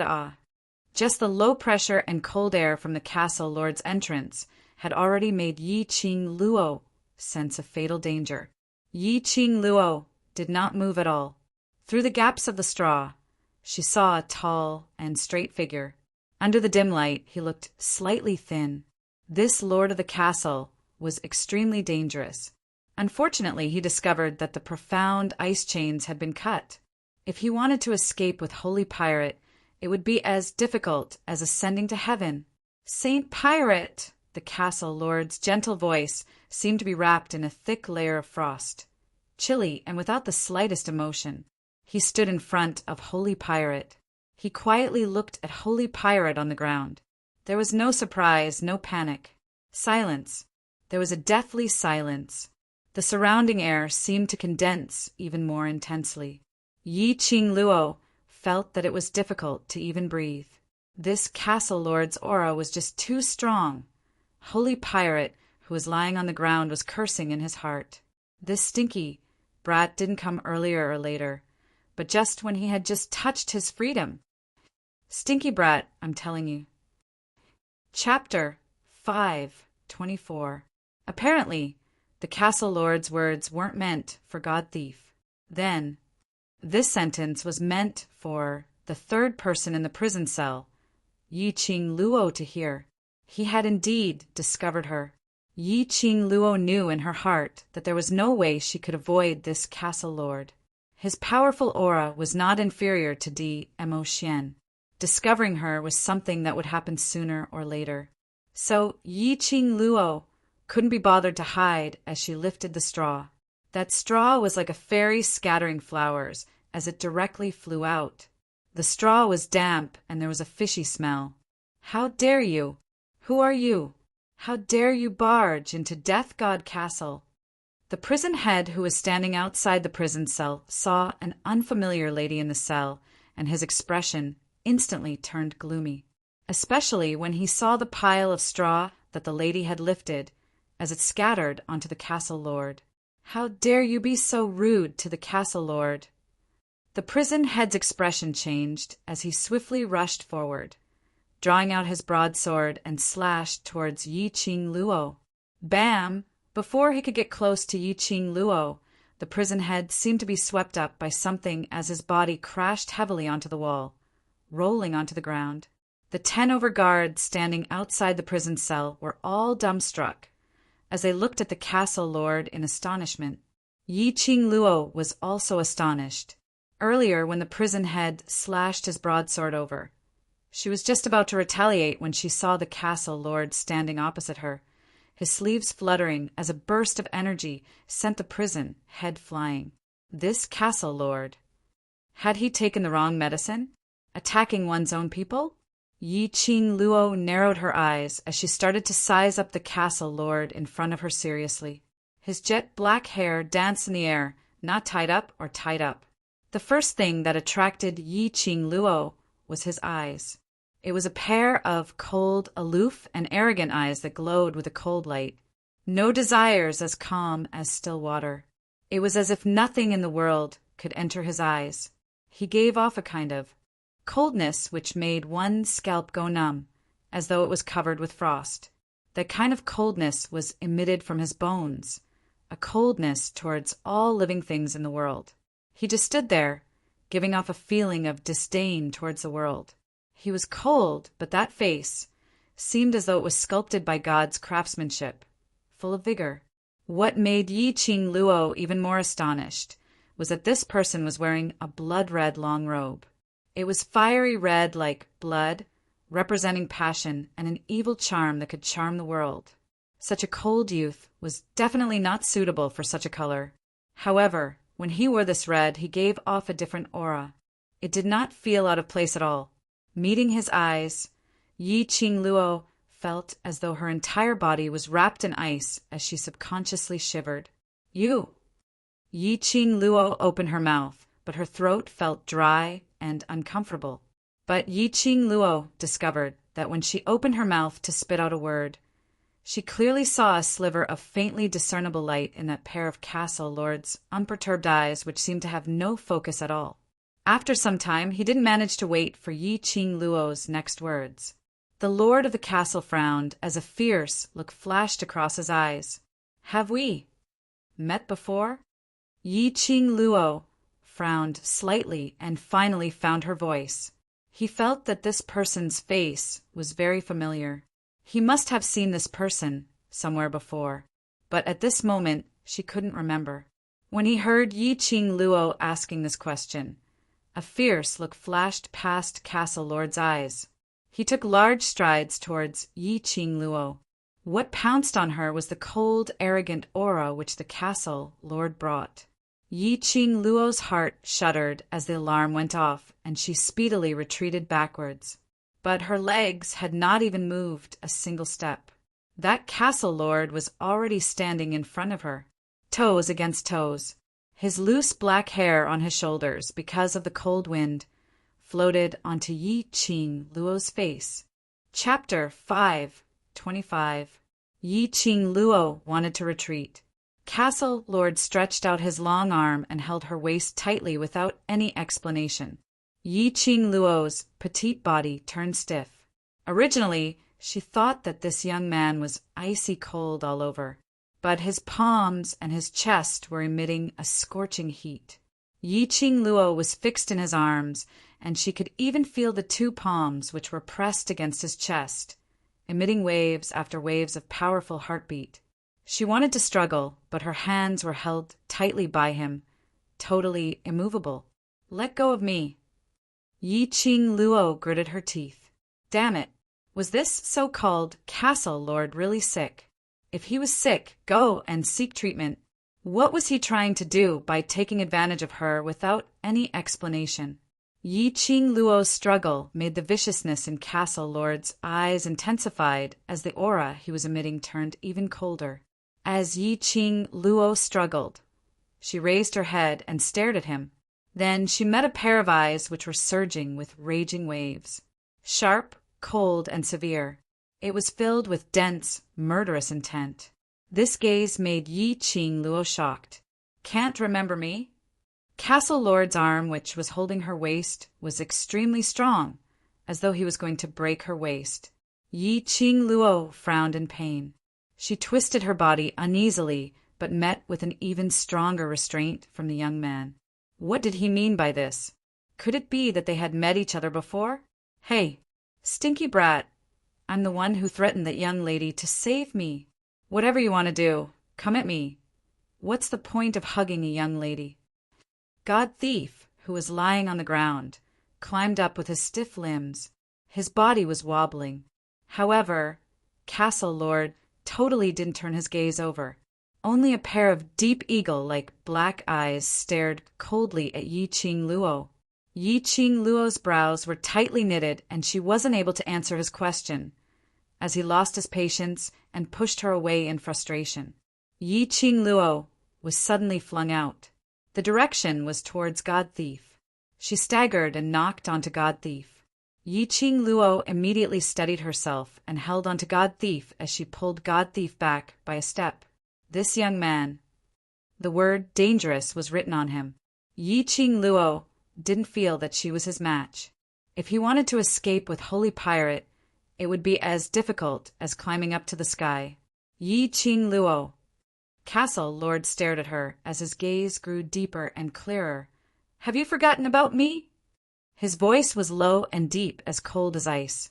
But behind this coldness, there was a trace of bitterness, resentment. This phrase flashed past Yi Ching Luo's mind as she shuddered. This youth had called out her name. When on earth had she met him? From his tone, it seemed that they were very familiar with each other. "Good, very good. You've really forgotten about me." Castle Lord chuckled. As he smiled, his expressionless face became increasingly eerie. He took a step back, and his slender body swayed slightly.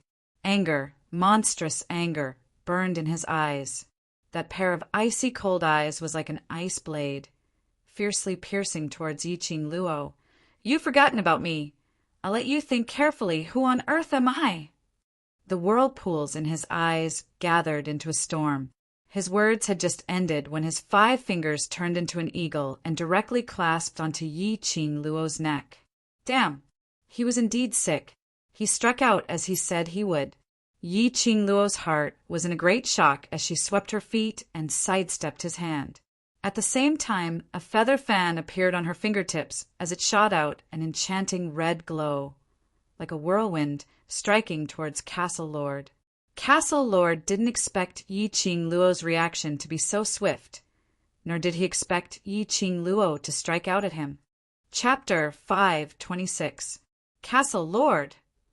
When the guards at the prison cell's entrance saw that, they cried out in panic. A guard directly pounced forward, blocking in front of the Castle Lord. That whirlwind directly struck the guard's chest. "You want to kill me?" The Castle Lord's expression turned gloomier and gloomier, as though it was covered with a layer of frost, as an intense chill shot out from his eyes. "You actually want to kill me?" "You're sick." Yi Ching Luo kept her feather fan as she stared at him vigilantly. "You're allowed to kill me, but I'm not allowed to retaliate." "Your life is mine.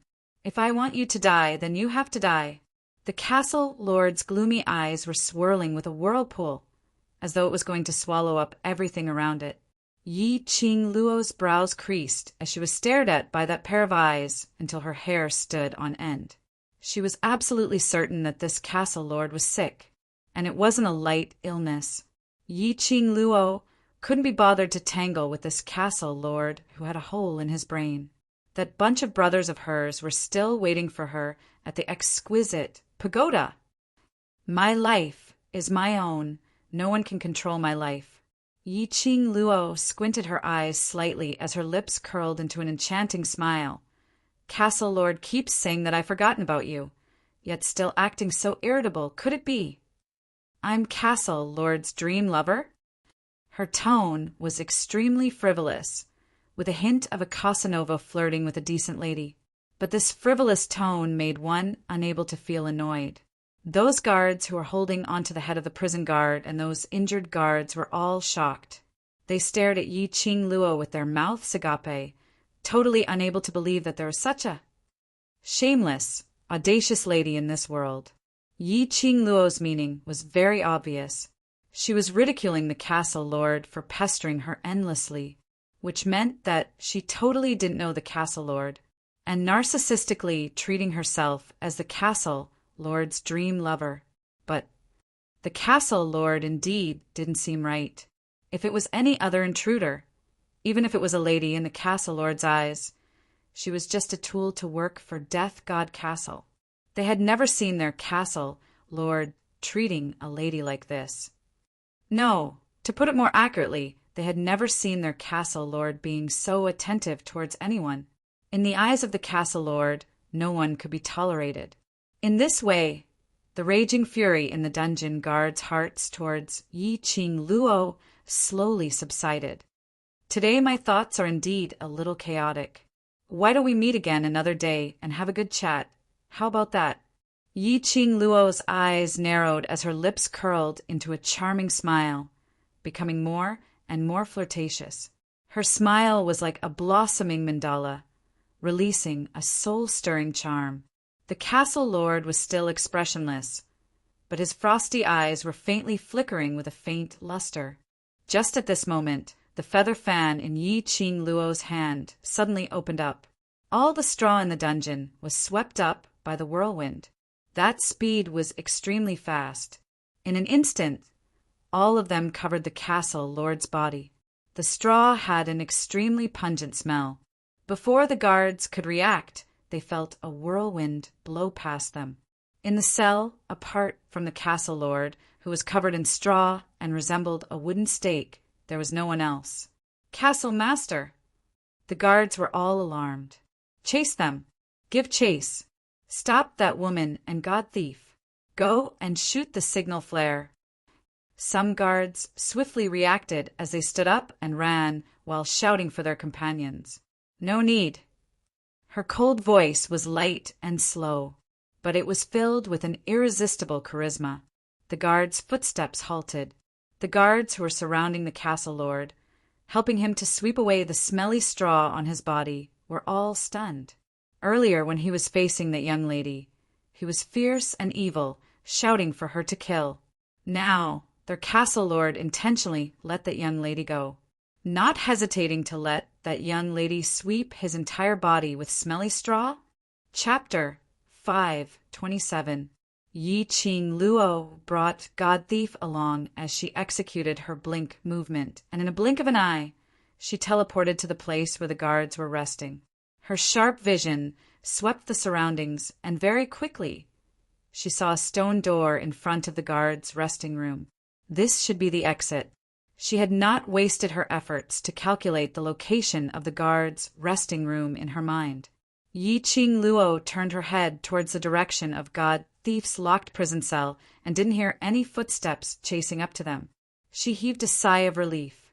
Earlier, when she led God Thief to execute his blink movement, she actually had no confidence.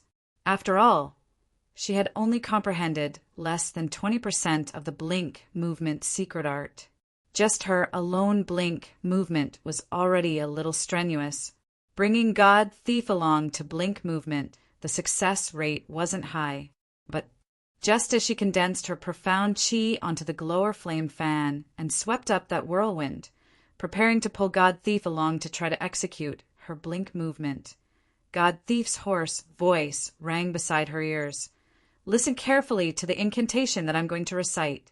Direct the incantation towards your profound heart jade and combine it with your original blink movement secret art. Without waiting for her reaction, a string of complicated incantation was transmitted into her ears. Luckily, her memory was strong and her reaction was godly. At the same time when she heard the incantation, she swiftly recited the incantation and followed God Thief's instructions. She successfully brought God Thief along and teleported successfully. At this moment, Yi Qing Luo had no time to ask God Thief why he knew the blink movement secret art. Are you able to keep up with our current actions? Yi Qing Luo glanced sideways at God Thief as she supported him and walked slowly towards the stone door. Although God Thief's limbs moved slightly, but after all, he had been restrained for 10 years, and his body's various functions weren't able to return to normal so quickly. Every single step he took was supported by Yi Qing Luo. Yi Qing Luo had already touched the stone door switch, seeing the stone door slowly opening up, revealing the pitch-black and strange secret passage. Yi Qing Luo glanced sideways at God Thief, whose face was filled with embarrassment and didn't say anything more as she directly squatted down in front of him. God Thief was stunned. After waiting quietly for a moment, Yi Qing Luo became impatient as she patted his shoulder. Quickly! If they chase up to us, none of us will be able to escape. God Thief's pitch-black face didn't show any emotions. He pursed his dry lips as his bright eyes sparkled with an unknown dark emotion. This little girl, why was it so different? You could have left me behind. Before he could finish his words, Yi Qing Luo could no longer tolerate it as her body arched downwards, forcefully carrying his body on her back. God Thief obviously sensed that Yi Qing Luo's breathing had turned heavier. Although he had suffered miserably in the dungeon over the past 10 years, and his entire body had become thinner, he was still able to maintain his composure. But he was still a man. Yi Qing Luo didn't hesitate as she carried him on her back and directly walked into the secret tunnel. He stared at this girl who looked extremely thin, but was filled with great hope. Holy Pirate's heart, which had been silent for 10 years, slowly came back to life. Looks like the turning point of his fate had really arrived. One harbored such thoughts while the other was concentrating on searching for the map drawn by DMO Xian in her mind. No one noticed that after they stepped into the secret passage, the stone door behind them quickly closed. Before it closed, a pair of bone-chilling yet complicated eyes stared at them without blinking. Fort Master. The guard beside him was so frightened that he couldn't guess what the Fort Master was thinking. The Fort Master's eyes were cold.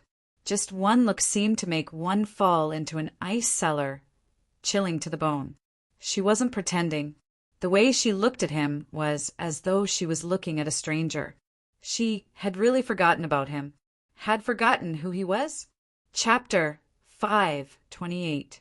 After stepping into the secret tunnel, Yi Qing Luo was initially still very cautious, afraid that there were any mechanisms or rays. After walking for a long distance, they did not encounter any danger. After turning a corner, Yi Qing Luo heaved a sigh of relief when she saw the secret tunnels extending in all directions. Finally, it was the secret passage on the map. Yi Qing Luo searched for her current location in her mind and found the secret tunnel in the direction of the exquisite pagoda as she headed straight for it. Young lady, the direction to leave is that way. God Thief laid on Yi Qing Luo's shoulder as he reminded her. Yi Qing Luo's footsteps didn't stop as she followed the map in her memory and the array marked by DMO Xian, speedily avoiding every single array. Even though she was carrying Holy Pirate on her back, it did not slow her down. The strange footwork under his feet continued to be displayed. Holy Pirate furrowed his eyebrows. His eyes were filled with confusion. However, he didn't open his mouth to remind her again. Yi Qing Luo was able to accurately avoid all the arrays that were set up, and when faced with numerous secret passageways, she didn't hesitate to choose a passageway to advance swiftly. Clearly, he knew where these secret passages led to. As Yi Qing Luo walked forward, she scanned the surroundings. Along the way, he didn't see any signs of a fight or blood stains in the secret passage. Yi Qing Luo heaved a sigh of relief as they neared the direction of the exquisite pagoda's secret chamber. However, he didn't have the time to finish exhaling. Yi Qing Luo's footsteps suddenly halted. The expression on his face was somewhat grave. She could hear the sounds of fighting coming from the secret chamber where the exquisite pagoda was hidden. Maybe it was because he had smelled the bloody stench of holy pirate on his back for a long time. At this moment, the smell of fresh blood that seeped into his nose was extremely strong. Our brothers are in trouble. Yi Qing Luo's pupils contracted as she increased her speed and directly rushed into the secret room. There were several luminous pearls hanging in the secret chamber. It illuminated the entire secret chamber. The secret chamber was already in chaos. The youngsters of the World Group were wielding their weapons as they battled with a bunch of cultivators dressed in green robes with mercenary group badges on their chests. Iron-blooded knights. Yi Qing Luo saw the totem on the mercenary group badge. Wasn't he Yu Chi Peng's Iron Blood Knight? There were quite a number of Iron Blood Knights, at least 40 of them. 30 over people were fighting with the World Group's youngsters. The remaining dozen or so people took out 3 interspatial bags and tossed all the rare treasures in the secret chamber into them. An interspatial pocket was a magical artifact that was second only to an interspatial ring. Normally, a space pocket could only hold 100 items at most. He really didn't want to let go of even the slightest bit of advantage. Yi Qing Luo narrowed her eyes. Those people who were still in battle had not discovered her arrival. Yi Qing Luo placed God Thief in a corner. Wait for me here. Saying that, Yi Qing Luo clenched the feather fan in her hands tightly as she stood up and walked towards the World Group's direction. The leader of the Iron Blood Warriors was Yu Chi Peng.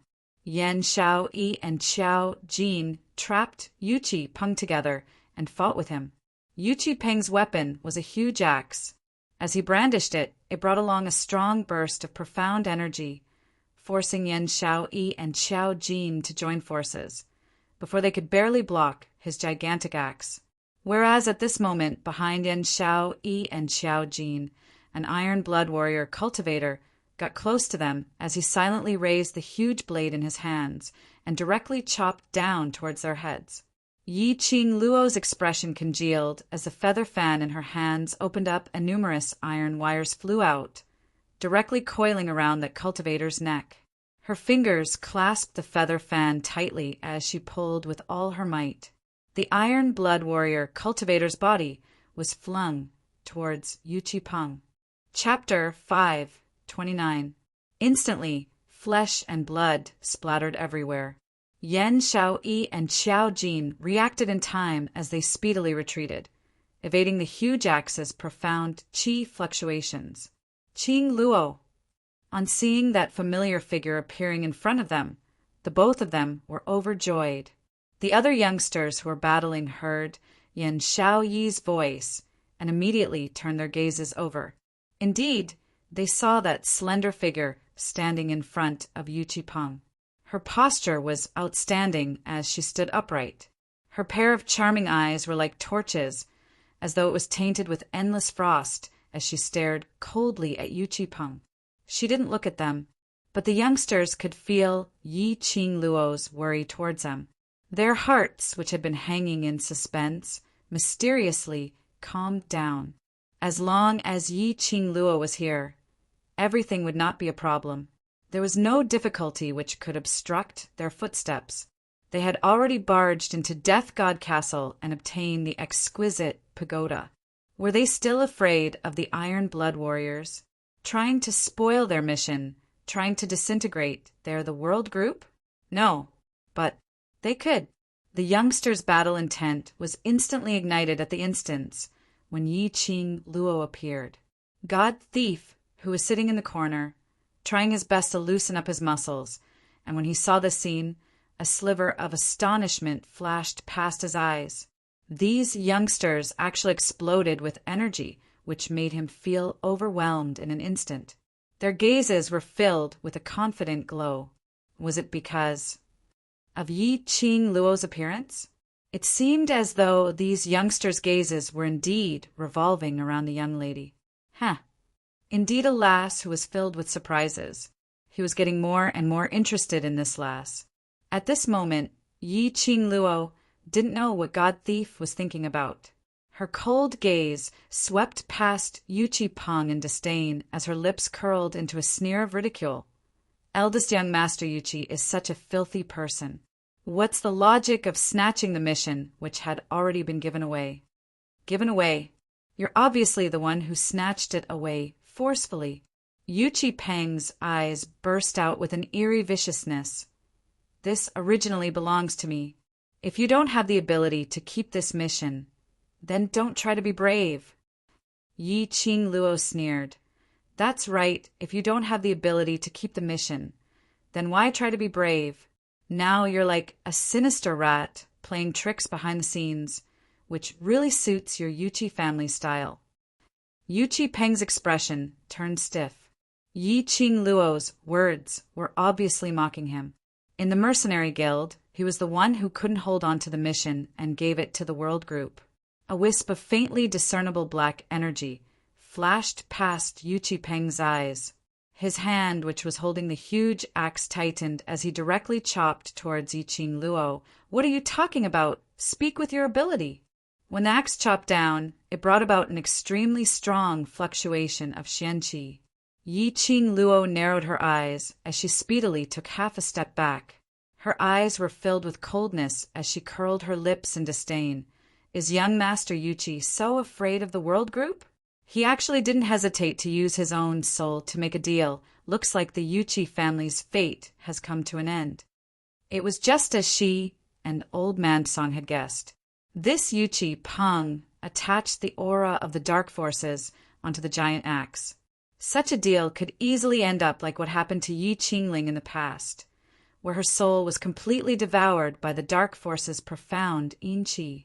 The reason why Yuchi Peng was so confident was indeed because of the deal with the dark forces. Hearing Yi Qing Luo's words, Yuchi Peng's expression changed slightly. His gloomy eyes were filled with coldness. Occasionally, a wisp of black gas would flash past. You! How did you know? How did you know about the dark force's energy? How did you know that he had used his soul to make a deal? His deepest hidden secret had been discovered by Yi Qing Luo. He was even ridiculed by Yi Qing Luo. This was as though his pride had been stepped on fiercely by Yi Qing Luo. Chapter 530. Yi Qing Luo's eyes sunk slightly. In her mind, Old Man Song sighed worriedly. If the dark force's energy was residing in Yuchi Peng's courtyard, then perhaps Yuchi Peng could still be saved. But now, Yuchi Peng chose to let the dark force's energy to attach itself to him at any time and place. Now that he was exposed by Yi Qing Luo, his heart suffered a heavy blow. A restless and uneasy heart had an opening, allowing the dark force's energy to swiftly swallow Yuchi Peng's soul. When Yi Qing Luo heard that, she recalled the previous Yi Qingling.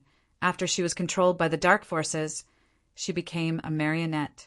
That energy was extremely strong.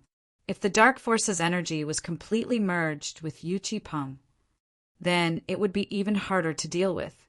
This mission, Iron Blood warriors must take it.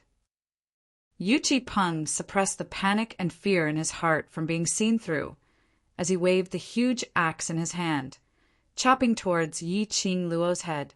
Yi Qing Luo's lips curled upwards as the feather fan in her hand spun, condensing profound qi into the feather fan, shooting out numerous bewitching red rays, like sharp blades meeting Yuchi Peng's attack. Yi Qing Luo resisted Yuchi Peng's attack. Moreover, it was a relaxed look, without any pressure at all. When Yan Xiao Yi and Xiao Jin saw this, they were reassured. At the same time, they joined the other youngsters' battle. Momentarily, the entire secret room was in chaos as the blood stench became thicker. In mid-air, the red ray's sharp blades spun, encircling Yu Qipeng's surroundings once. Following that like a whirlwind, it directly spun towards Yi Qingluo's direction. Yi Qingluo's slender hand stretched out as she caught the feather fan steadily. The next second, her feet were like the wind as she speedily closed in on Yu Qipeng. Yu Qipeng's huge axe looked heavy, but when he waved it, it was extremely nimble. His reaction was extremely swift, as that axe blocked Yi Qingluo's flying red ray's sharp blades. Only when he blocked the last sharp blade, his back suddenly felt a chill. He saw Yi Qingluo, who was originally standing 10 steps away from him, suddenly appearing behind his back. He raised his huge axe, speedily turned around, and chopped downwards. This turn, he saw that crafty sneer in Yi Qingluo's eyes.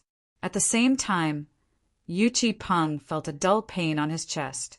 He saw Yi Qingluo had unknowingly slipped out a dagger from the handle of that feather fan.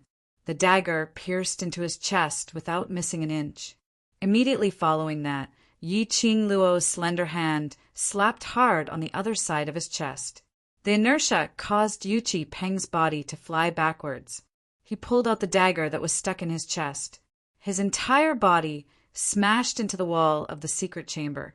Yu Qipeng was in so much pain that his entire face contorted into a ball, as his pair of sinister and spicy eyes stared fiercely at Yi Qingluo. It was as if he wanted to tear her into pieces. Yi Qingluo pulled out a handkerchief from her sleeve and gently wiped the dagger on the handle of the fan. That posture, that attitude, was almost cold and merciless.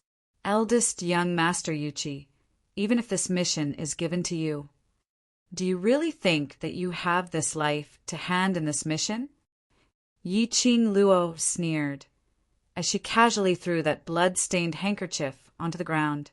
She slowly walks towards Yu Qipeng. Her steps are light and her posture is elegant. A sense of fear arose in Yu Qipeng's heart for no reason. After being stabbed by Yi Qingluo, followed by a palm strike, he could feel the energy in his body gradually disappearing. Yi Qingluo's stab was very accurate. It was just a finger's distance away from his heart. It made him feel so much pain that he wished he was dead, but it didn't take his life. Chapter 531.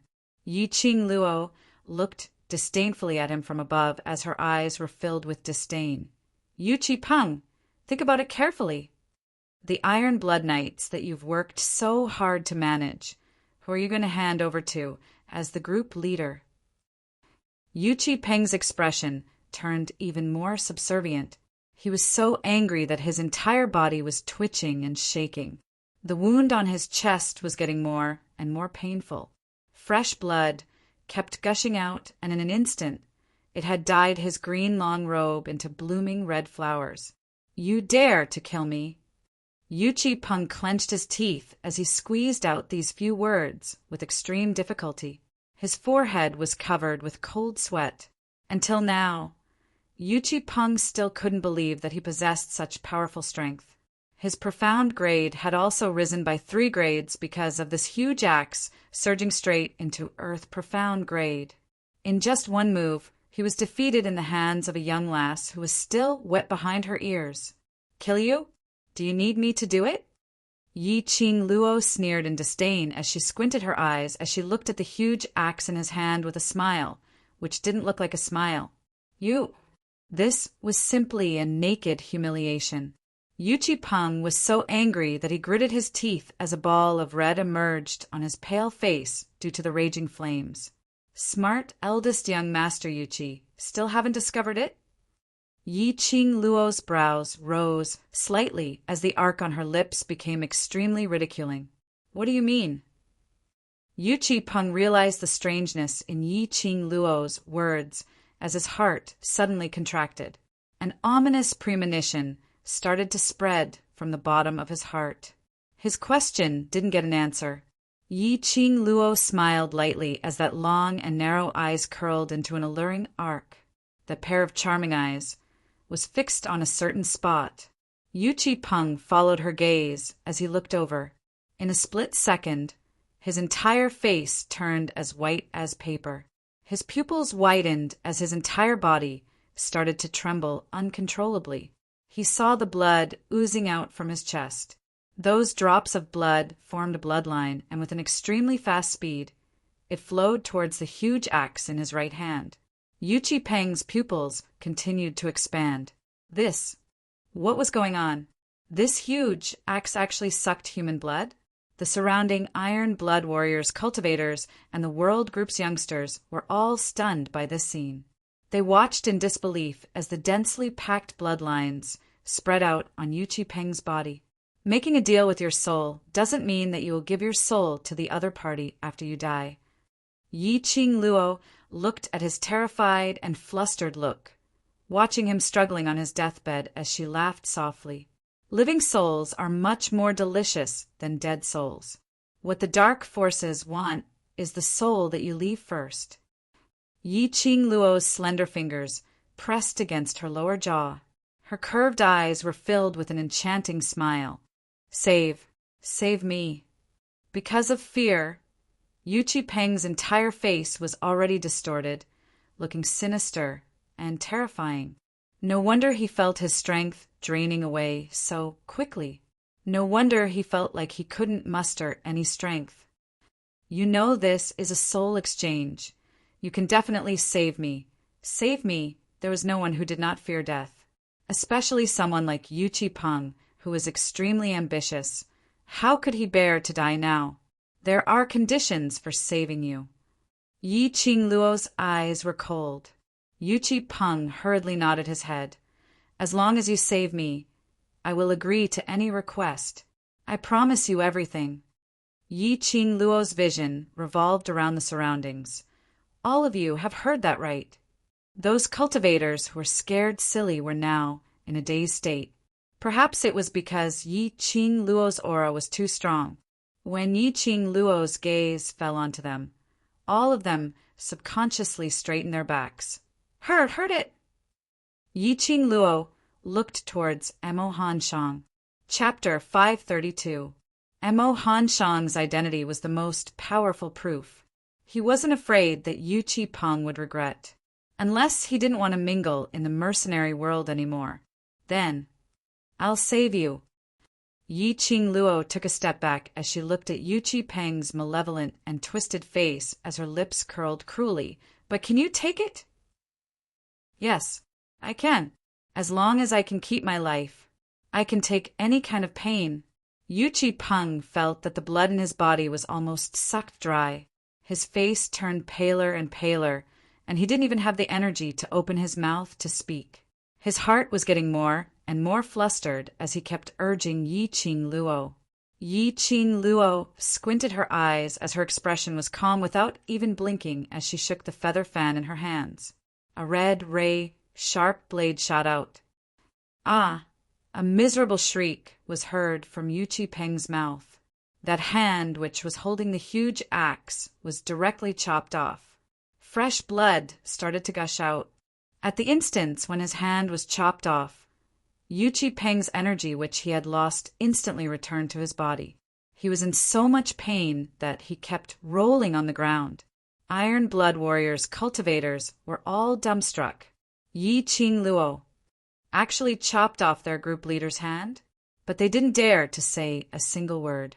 They were afraid of Yi Qing Luo, a 14 or 15-year-old young lady, after doing such a cruel thing, could still display such calmness.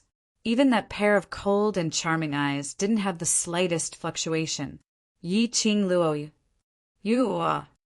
Yu Qi-peng was in so much pain that he curled up into a ball as the fury and hatred in his heart surged up at this instant. She chopped off his hand.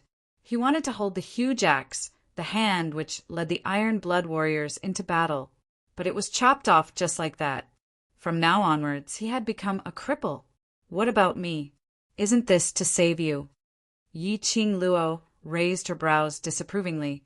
If not for this, Do you think you still have the energy to howl so loudly? Yu Peng's eyes, which were filled with fury, instantly choked. He was stunned for a moment as he endured the intense pain in his wrist. Indeed, earlier he didn't even have the energy to speak, not to mention rolling on the ground, or even flying into a rage at Yi Qing Luo. The feeling of his body being sucked dry, the feeling of his energy being sucked dry, had disappeared. But if his hand was chopped off, how would he be able to wield an axe in the future? How would he be able to enter the battlefield? He could have just told him to throw away that giant axe, so why did he still? The dark force's energy is the profound Yin Qi. Once it absorbs your living soul, will you be able to struggle free from that broken axe? Yi Qing Luo seemed to have seen through Yu Peng's thoughts as she sneered. Even if she could really throw away that axe, Yi Qing Luo would not say it out. She wasn't a kind-hearted person, and towards a person like Yu Peng, if she didn't teach him a lesson, it would truly make Nanping furious.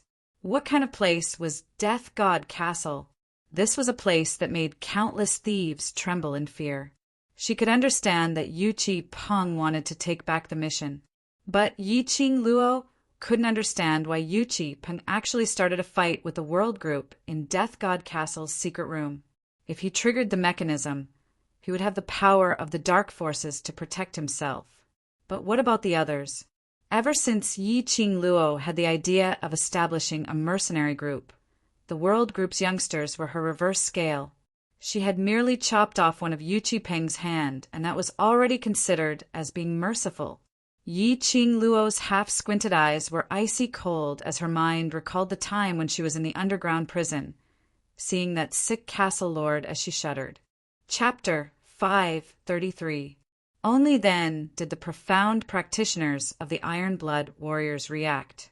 Fortunately, Yu Peng specially brought along 2 alchemists for this trip. They were pushed in front of Yu Peng, shivering as they helped Yu Peng to stop his bleeding and bandage him up. They also fed him quite a lot of medicinal pills.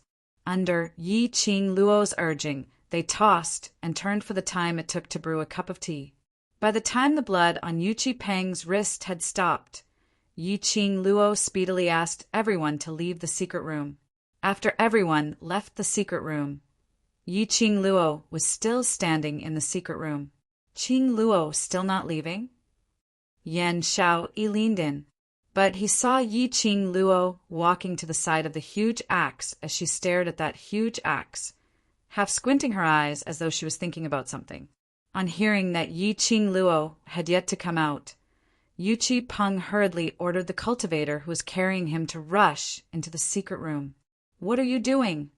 Although Yi Qing Luo had saved his life, but from the bottom of his heart, Yu Peng despised these brats who were still wet behind the ears. Moreover, he had always been suspicious of Yi Qing Luo. Yi Qing Luo didn't bother about Yu Peng as she slowly squatted down. Yu Peng then realized that Yi Qing Luo wanted to take away his huge axe. Although the giant axe contained some dark forces' power, the power was still there. To profounders, what they desired the most was strength. Yu Peng was the same. Otherwise, he would not have used his soul to exchange for more power with the dark forces. Seeing Yi Qing Luo's interest towards the huge axe, he thought of the huge axe's power. Fear was fear, but his thirst for power made him unwilling to truly give up on this giant axe. How could Yi Qing Luo not see through Yu Peng's vile thoughts? She sneered and moved her body away. "Are you sure you still want this broken axe?" Yu Peng's gaze stared straight at the huge axe. Immediately his face was filled with shock, and his entire body trembled. On that huge axe there was still half of Yu Peng's arm. It did not loosen from the handle at all, because it was cut off. His 5 fingers were still tightly gripping the handle of the giant axe. It should have been covered in blood, because half of his arm had been cut off. However, there was no trace of blood on that hand. Furthermore, it was pale and shriveled, as though it was only skin wrapped around a few bones.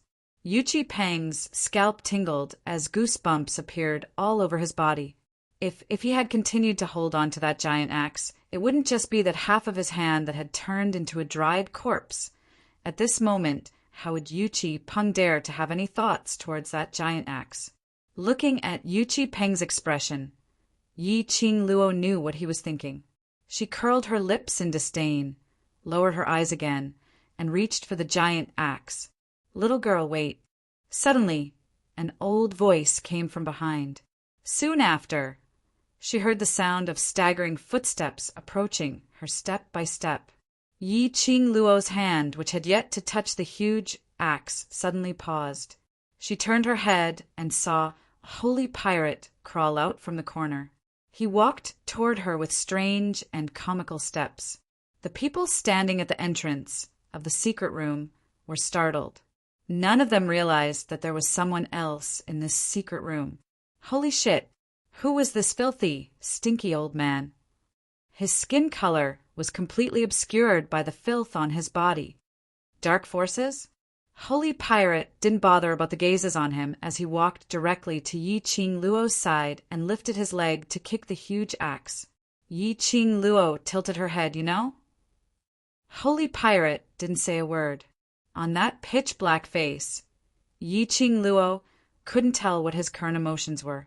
Chapter 534. God Thief slowly squatted down. Although his actions seemed stiff, but at least he squatted down. He stretched out his hand as he picked up the huge axe. When the huge axe was on the ground, other than feeling that the 5 withered fingers were a little strange, there wasn't anything else. But at this moment, the minute God Thief touched the huge axe, they saw a ball of black, the 5 fingers which were cut off from the long handle, charging directly towards God Thief's hand. The entire huge axe was instantly encircled by the black chi. God Thief! Yi Qing Luo frowned as she berated. The feather fan in her hands swiftly waved towards that black chi. Wait a minute. God Thief's voice was gentle and calm. Yi Qing Luo's actions stopped abruptly. Her brows creased as she looked at God Thief in puzzlement. But she saw God Thief's finger flicking lightly, and that ball of black chi seemed to have touched something terrifying as it speedily escaped. God Thief stretched out his other hand as he casually waved it on the huge axe. That ball of black chi was instantly dispersed. That half of the hand which was holding the long handle suddenly burnt into black ashes. A huge axe reverted back to its normal look. But no matter how ordinary this huge axe's outer appearance was, but the scene of it forming bloodlines on Yuchi Peng's body, sucking Yuchi Peng's blood and then being enveloped by the extreme yin chi, was still deeply rooted in everyone's mind. Keep it, we'll go back and research on it. God Thief passed the huge axe over to Yi Qing Luo. Yi Qing Luo was stunned as she immediately understood the reason why God Thief didn't allow her to touch the huge axe. After several rounds of understanding towards the dark force's energy, Yi Qing Luo roughly knew that this gust of profound yin chi depended on something to survive, which was also the so-called host, just like Yuchi Peng in his courtyard, who would be attached to by the profound yin chi, but he couldn't leave the courtyard. And this huge axe was the same. The profound yin chi was attached to the huge axe, and if Yi Qing Luo had directly touched the huge axe, the next host which the black chi would attach to would be her.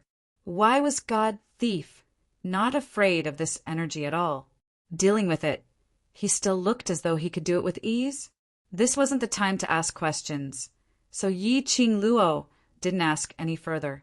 She received the huge axe and placed it into the profound phoenix ring, and with her back facing God Thief, she squatted down.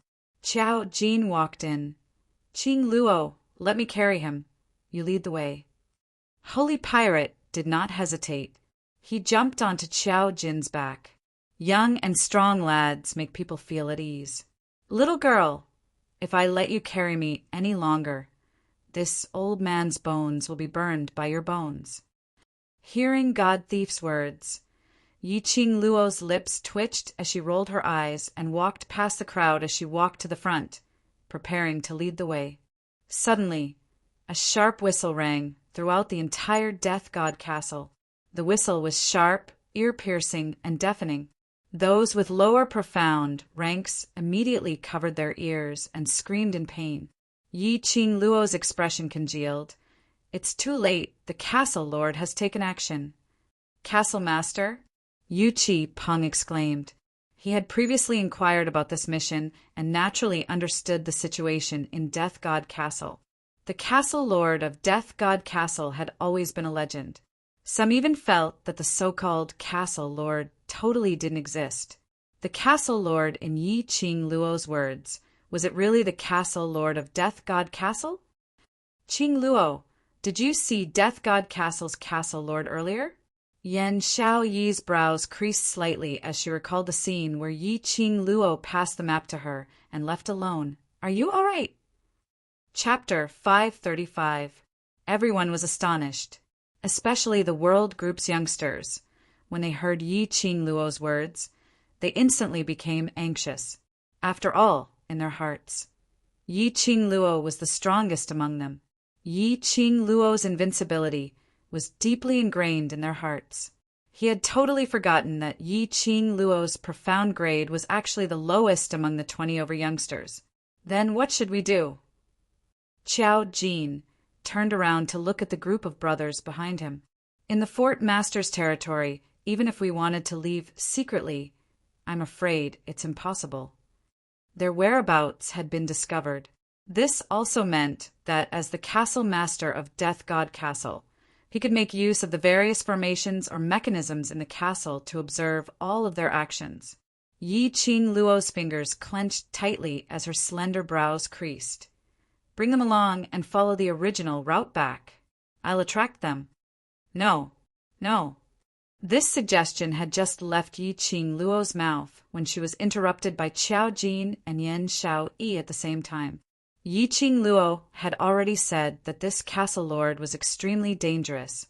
If Yi Qing Luo was the only one who attracted the castle lord's attention, wouldn't that be pushing Yi Qing Luo into the abyss of danger? "Trust me, I'll be fine." Yi Qing Luo summoned Shiju out from the pet space and flipped herself onto its back as she shook her head lightly. "If we stay here, none of us will be able to walk out of Death God Castle. But after you guys leave Death God Castle, if I still haven't come out, look for Ah Xian to save me." Yan Xiaoyi and Qiao Jin looked at each other. What Yi Qing Luo said wasn't without reason. If they were to stay here, then no one would be able to leave Death God Castle alive. They might as well act separately. As long as they brought the Overlord over, they would definitely be able to save Yi Qing Luo. What they needed to do now was to believe in Yi Qing Luo. He trusted in her ability to survive. "Qing Luo." Qiao Jin eventually pursed his lips as he called out Yi Qing Luo's name. Yi Qing Luo turned around. "We believe in you. So, stay alive and wait for us for His Majesty." The petite figure sitting on Shiju's back stiffened slightly. Trust. These two words, ever since she entered the Devil class, she had heard it a few times. She was very glad that she was allocated to the Devil class and was able to get to know this group of brothers. He had never felt so close to another person's heart. From the brothers of the Devil class, he could feel such a warm feeling in his heart. They saw her as their hope, and they were also her hope. Yi Qing Luo's lips curled up into a smile filled with confidence. "All right." She spat out a word from her pink lips. With that, the giant leopard beast beneath him moved its limbs and disappeared into the secret passage in the blink of an eye. The profound practitioners of the Iron Blood Warriors had been listening attentively to their conversation. After all, this group of people was their only hope of survival. Then, when they heard them talking about asking Ah Xian, or His Majesty, to save them, they were all dumbfounded. Dizun? Did they hear wrongly? How could these little kids be related to the high and mighty Dizun? But when he thought about it, these kids were talking to him about how to escape from Death God Castle. It wouldn't do them any good to mention Dizun for no reason. Moreover, the Dizun's name seemed to contain the word Xian. The Iron Blood Warriors candidates all drew in a breath of cold air as they suppressed the restlessness in their hearts. If these youngsters were really related to the D-Zune, then they had almost killed all these youths just now. Chapter 536. Yi Qing Luo, who was speedily rushing towards the direction of the whistle, didn't have the time to delve into the thoughts of the Iron Blood Warriors. She had to fight for time for her brothers to leave. If she didn't guess wrongly, Castle Lord had created such a huge commotion, it should be because of her. It wasn't that Yi Qing Luo was narcissistic, but this Castle Lord. His attitude towards her was really as though he hadn't taken any medication. She only felt that the Castle Lord's face was rather familiar, but that didn't mean that she really knew him. Castle Lord had a "you dare to forget about me" expression, which made Yi Qing Luo's heart filled with curses. In her mind, there really wasn't a single bit of memory regarding the Castle Lord. That astonishing, outstanding face, if they really had a deep relationship, Yi Qing Luo would absolutely not forget about it. The whistle was getting nearer and nearer. Along the way, Yi Qing Luo didn't intentionally avoid any arrays or mechanisms, directly passing through without any obstruction. She was even more certain of the guess in her heart. This Castle Lord's target was indeed her. He intentionally created such a commotion, just to lure her to look for him. In the long secret passage, a ray of light was faintly projected from the front. She was about to reach her destination, that destination which the Castle Lord had set for her. Yi Qing Luo didn't have the slightest feeling of relief. Her heart was beating wildly. She frowned as she raised her hand and pressed it against her chest. The rate of her heartbeat was slightly hurried. She was nervous but also afraid. It had been a long time since she had such a feeling. The whistle sounded and it stopped. A creak sound was heard and the flickering door in front of her slowly opened, just as Yi Qing Luo approached it. A ray of bright light shot into Yi Qing Luo's eyes. She raised her hand and blocked that ray of light. Squinting her eyes, she stared vigilantly at everything behind this door. Then he saw a figure standing against the light. A blood-red robe, under the light, seemed to be plated with a layer of gold, sparkling with luster. His black hair fluttered on his shoulders, even though there was no wind. Looking from afar, Yi Qing Luo felt the man's entire body emitting a chill. His eyes were filled with a chilly aura, staring straight at her. Yi Qing Luo's heart trembled. Looking around, he didn't see anyone else. Yi Qing Luo's brows creased tightly. That whistle, just now, wasn't that the whistle to summon the guards of Death God Castle? How could this be? Yi Qing Luo's expression suddenly sunk. You want to deal with my friend? The man who stood against the light took heavy steps towards Yi Qing Luo. The cold air that came from his body assaulted her face. He lowered his eyes, his gaze cold, and his tone overbearing. The safety of your friends depends on whether you listen to me or not. Her voice was cold and emotionless, but Yi Qing Luo somehow heard a cool and wild feeling from it. Are you threatening me? Yi Qing Luo raised her brows. She really couldn't figure out what the lord of the castle wanted to do. The Castle Lord raised his chin. He was indeed threatening Yi Qing Luo. Yi Qing Luo laughed involuntarily. Do you know that what I hate the most is threats? Her smile was like a flower, but it did not reach her eyes. Her voice paused, and Yi Qing Luo's figure moved. Her speed was extremely fast, and in just an instant, the feather fan in her hands was aimed directly at the Castle Lord's chest. The Castle Lord dodged sideways. Following that, his long arm stretched out, grabbing Yi Qing Luo's wrist. Using a little strength, Yi Qing Luo's feet lost balance as she staggered and fell forward. Chapter 537. You still want to kill me? The icy cold words seemed to be squeezed out from the slits of his teeth, containing a thick grievance. Castle Lord's chilly eyes were filled with an intense chill as he stared at Yi Qing Luo sinisterly. That gaze seemed to want to tear Yi Qing Luo into pieces, but it concealed some other emotions. It was so complicated that Yi Qing Luo couldn't understand it at all. To catch bandits, first catch the ringleader. If I catch you, would I still be afraid of those guards stopping my brothers? Yi Qing Luo calmly met Castle Lord's sharp gaze, not concealing her own thoughts at all. Yi Qing Luo. Castle Lord flew into a rage out of humiliation as he bellowed. The cold and arrogant face of the wooden man twisted a little. Yi Qing Luo's brows creased even tighter. From this look, Castle Lord's face seemed even more familiar. Where on earth had she seen this face before? Suddenly, Yi Qing Luo had a flash of inspiration as she suddenly thought of something. You are that. That chilly expression and sharp gaze young man. Upon hearing Yi Qing Luo's words, the cold lines on his face instantly softened. He stretched out his hand, and his cold fingers lifted Yi Qing Luo's lower jaw. He forced her gaze to meet his. The pair of malicious eyes faintly sparkled with a ray of hope. You've recalled! His tone was filled with joy. Yi Qing Luo frowned. Thinking of him made him so happy? Only in her memory. She didn't feel that she knew him. Yi Qing Luo pursed her lips as she tried to probe. Have you been to Heavenly Academy before? The glow in the young man's eyes darkened. After some time, he nodded his head. Then, if I didn't remember wrongly, have we met at Heavenly Academy's novice training grounds? Yi Qing Luo added another sentence to probe.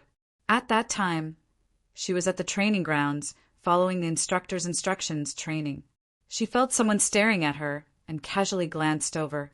It seemed that this Castle Lord was among those few masters. She even used his face to compare with Dmo Xian.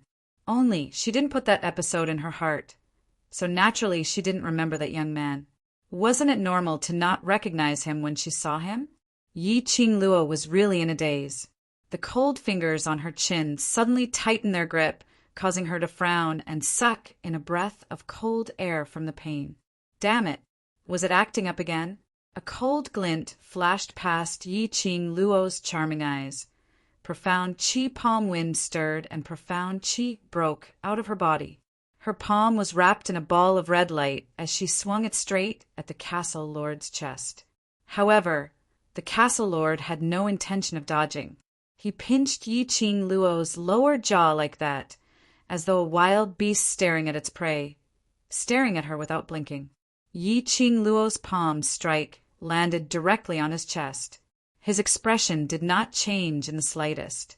Only his slender body stiffened for a moment. A shallow, muffled groan escaped from his nostrils. The Castle Lord's face became even colder.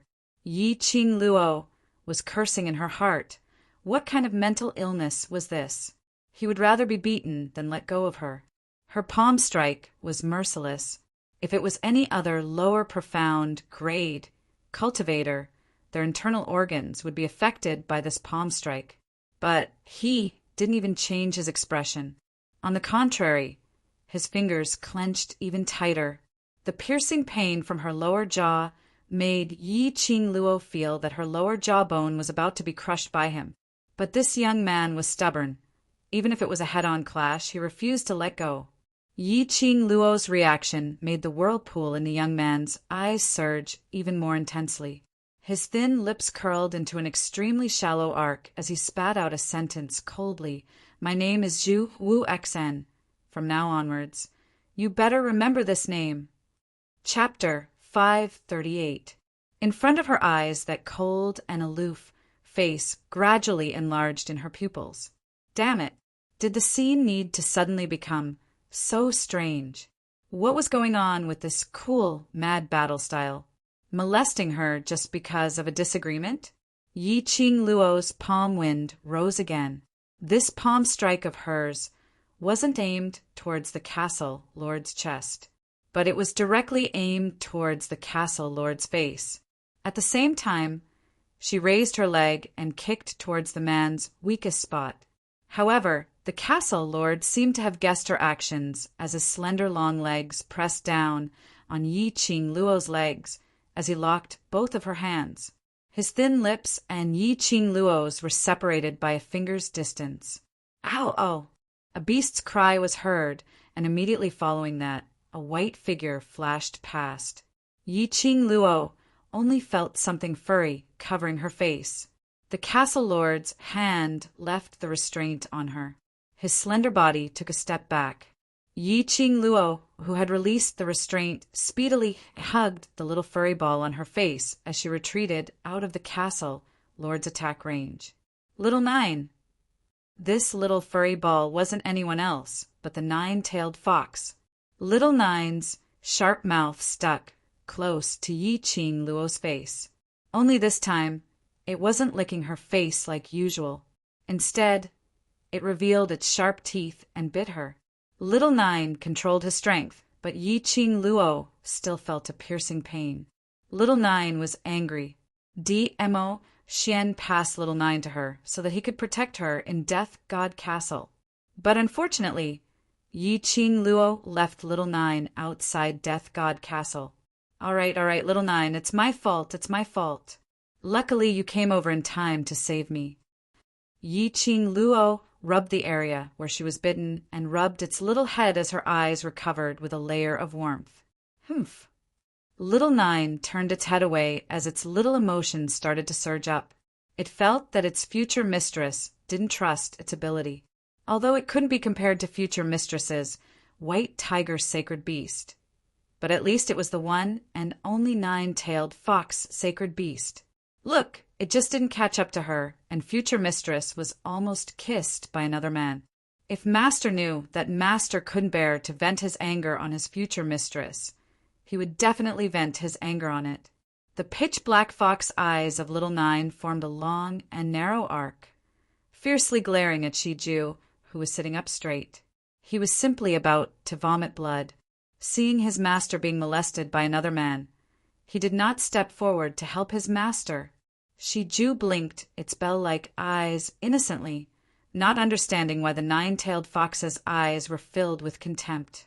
It raised its claws and scratched its ears, looking confused. It was hard for Shiju not to understand. Shiju's age as a mirage beast was equivalent to a 6 or 7-year-old child. Other than obeying the orders of its master, it did not have the intelligence to act on its own and distinguish right from wrong. The atmosphere between the two beasts and the man was extremely harmonious. The castle lord who had his face scratched by Little Nine earlier touched the bloodstains on his face as a sinister eagle, like black eyes, stared coldly at Yi Qing Luo. She smiled at a small battle pet, and her side profile with gentle lines. An indescribable rage surged from the bottom of his heart. Why couldn't she show such an expression in front of him? Obviously. In the past, she would smile at him, but now in her eyes he totally didn't exist. She would rather place her vision on a little furball than to look at him. Little Nine, who had shrunk into Yi Qing Luo's palm and was nibbling on her finger to show that he was angry, suddenly felt his hair stand up as his little body trembled. Chapter 539. Yi Qing Luo followed Little Nine's line of sight and realized that the castle lord was still standing by the side. Her slender brows creased slightly. What on earth are you trying to do? Remember me. 3 emotionless words came out of his mouth. Yi Qing Luo was really about to throw up blood. Hadn't she already remembered him? Could it be that they had met before at the freshman training grounds? She really didn't have any impression at all. Wait a minute. Yi Qing Luo suddenly thought of something as her slender brows creased even tighter. Zhu Wu Xian. Zhu, Master Chu? Yi Qing Luo's expression suddenly congealed as her eyes were filled with puzzlement. You are that Master Chu? Earlier, when she was forcibly molested by him, she didn't notice that Zhu Wu Xian had said his own name. Now that she thought about it, she recalled that not long ago, Master Chu had sent his followers to send her medicine and pills, as well as the Elder Quarter's Grand Elder, who mentioned Master Chu. It was him. Yes, Zhu Wu Exan replied decisively, I thought, you haven't forgotten about me. Yi Qing Luo remained silent. In her memories, there really wasn't any memory of Zhu Wu Exan. She had completely merged with this body, and all the memories were clearly remembered in her mind. She was 100% sure that she really didn't know Zhu Wu Exan. Had Zhu Wu Exan recognized the wrong person? Yi Qing Luo. While she remained silent, Zhu Wu Exan took a step towards her. Little Nine, who was in her arms, instantly leapt onto the ground. A ball of dazzling light shone, and Little Nine's figure became extremely huge as he bared his fangs and stared at this young man who was approaching his future mistress with ill intentions. Those 9 tails swayed as it blocked Yi Qing Luo completely. Zhu Wu Exan's footsteps halted as that expressionless face turned extremely ugly. His eyes overflowed with a thick, murderous intent. How dare you? Yi Qing Luo's expression sunk as her footwork moved and she dashed in front of Little Nine. Danger. This Zhu Wu Exan was extremely dangerous.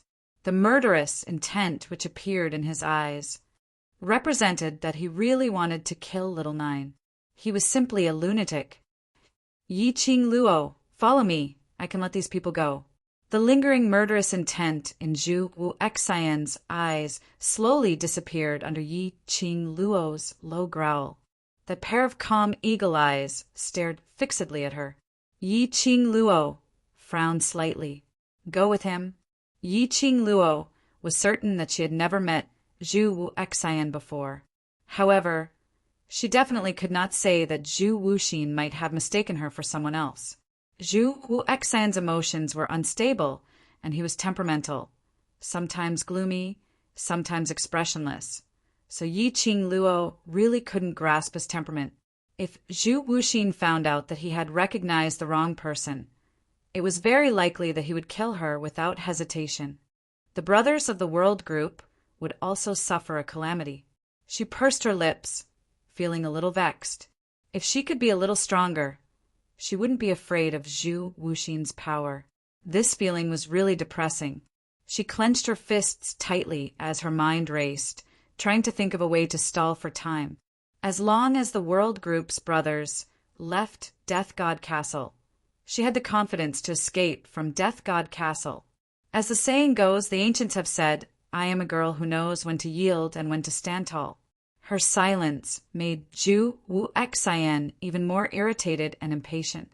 He might as well walk towards Yi Qing Luo directly, as his gaze was icy cold and malicious. Before Little Nine was able to stop him, Zhu Wu Exan had already stretched out his hand towards Yi Qing Luo's shoulder. Follow me. Yi Qing Luo narrowed her eyes as she avoided his hand. Her body retreated by half a step, but she bumped into a thick meat wall. Chapter 540.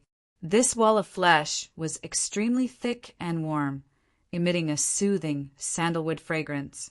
That strong and powerful arm wrapped tightly around her waist. Yi Qing Luo's heart gradually calmed down. Ah, Xian! Yi Qing Luo's eyes sparkled with joy as she swiftly turned around and threw herself into the man's arms. He actually came. It's Xiao Yi and the others. They're fine. DMO Xian's large palm stroked Yi Qing Luo's hair as his fingertips twirled a lock of hair. Gently fiddling with it, the Imperial Palace's disciples have already brought them back safely. The Imperial Palace? Yi Qing Luo was stunned as she raised her head to look at that peerless face. After a while, she revealed a smile that could topple cities. Her arms encircled DMO Xian's waist. Her face was plastered tightly against DMO Xian's chest, listening to his heartbeat, smelling his scent. A sweet sense of satisfaction slowly flowed in his heart. The reason why DMO Xian appeared here was not because Qiao Jin and the others had left Death God Castle in time and called for DMO Xian. Instead, he was worried about her. Hence, after she and her brothers entered the Death God Castle, she gathered the Monarch Palace's disciples and waited outside. DMO Xian let her do what she wanted to do, but unbeknownst to her, He had made preparations for the worst outcome. You don't blame me? Dmo Xian lowered his eyes to look at the little person in his arms as his lips curled into a faint arc. His eyes were filled with love. Why would I blame you? Yi Qing Luo rubbed her face against his chest. I know you're worried about me. There's always a chance. Just like now. Yi Qing Luo had met Zhu Wuexan. The World Group suffered a sneak attack from the Iron Blood Warriors. If Dmo Xian had not appeared, the situation today would be totally different.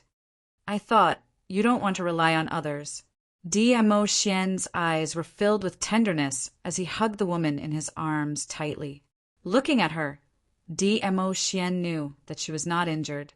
Fortunately, she had protected herself well. He thought that Yi Qing Luo would be angry, because this unique girl wouldn't rely on anyone. Yi Qing Luo's eyes were filled with gentleness as her heart was fiercely touched. She raised her head and met his long and narrow peach blossom eyes. Her voice was gentle as she said, word by word, "But you're not someone else." Yes, she did not want to rely on others, because in this world, the only reliable person was himself. However, Dmo Xian was different. She was willing to hand over her back to Dmo Xian and was willing to rely on Dmo Xian. This man would be her future husband. She should learn to rely on him. What's more, this man's intentions were all for her. How could she bear to be angry and blame him? Good, very good. Ha ha ha. Yi Qing Luo, good job. Broken laughter came one after another. Zhu Wuexan smiled as he slowly retreated. He pointed at Yi Qing Luo and Dmo Xian. With an expression of a husband caught in the act, his eagle eyes filled with agony.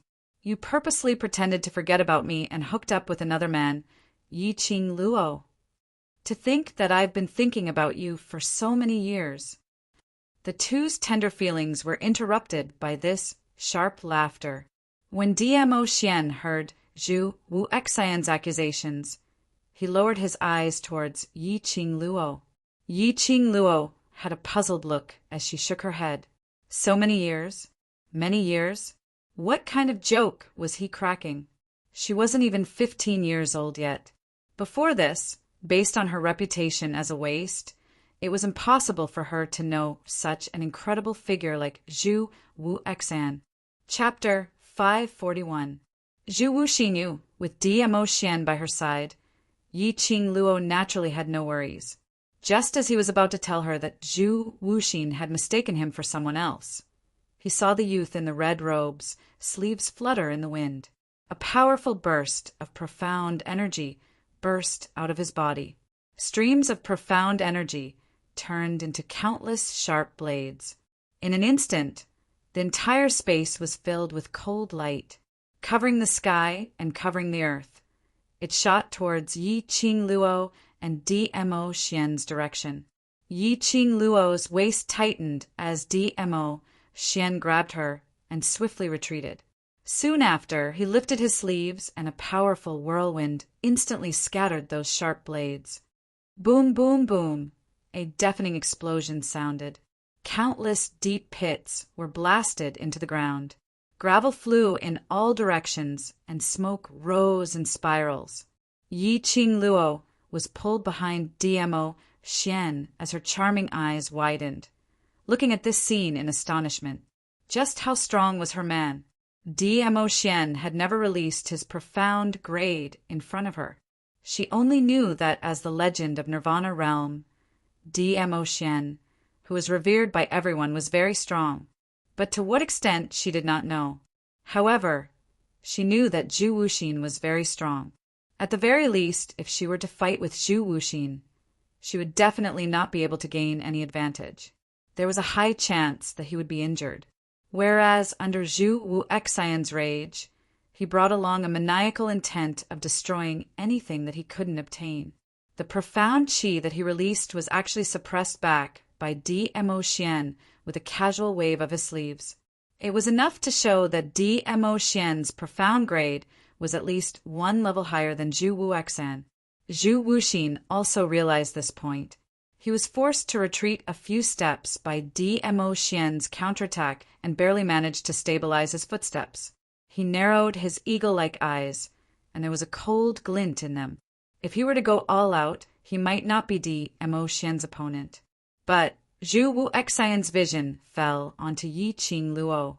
Those deep eyes that were sealed in ice for 3 feet stared deeply at her, as though he wanted to use that layer of frost to seal Yi Qing Luo completely. After a while, Zhu Wuxin clenched his fists. Forget it. Anyway, he had already found Yi Qing Luo, and he had waited for so many years. So a little while more wouldn't make a difference. One day, he would make Yi Qing Luo admit personally that she remembered him. Yi Qing Luo, you can forget about escaping from me. After saying this, the corners of Zhu Wuxin's mouth twitched coldly. With a leap, he disappeared from the secret room. That sentence was like an icy cold venomous snake, tightly coiling around Yi Qing Luo. She couldn't help but shiver. Touching her own arm, she inched closer to Dmo Xian's arms. Her face turned slightly gloomy. He can't be serious, right? You and him. I've only seen him once. Yi Qing Luo didn't hesitate to interrupt his words and immediately explained. Only when we were at the Heavenly Academy's freshman training grounds, he was on the 2nd floor and I was on the 1st floor. We just took a casual glance and didn't even say a word. Dmo Xian lowered his head and gently caressed her face. I didn't suspect you. Yi Qing Luo's gaze towards Zhu Wuxian was very unfamiliar, especially when she heard Zhu Wuxin's expression as if she had caught her husband in the act. She was filled with helplessness and confusion. Dmo Xian naturally believed in Yi Qing Luo's memory.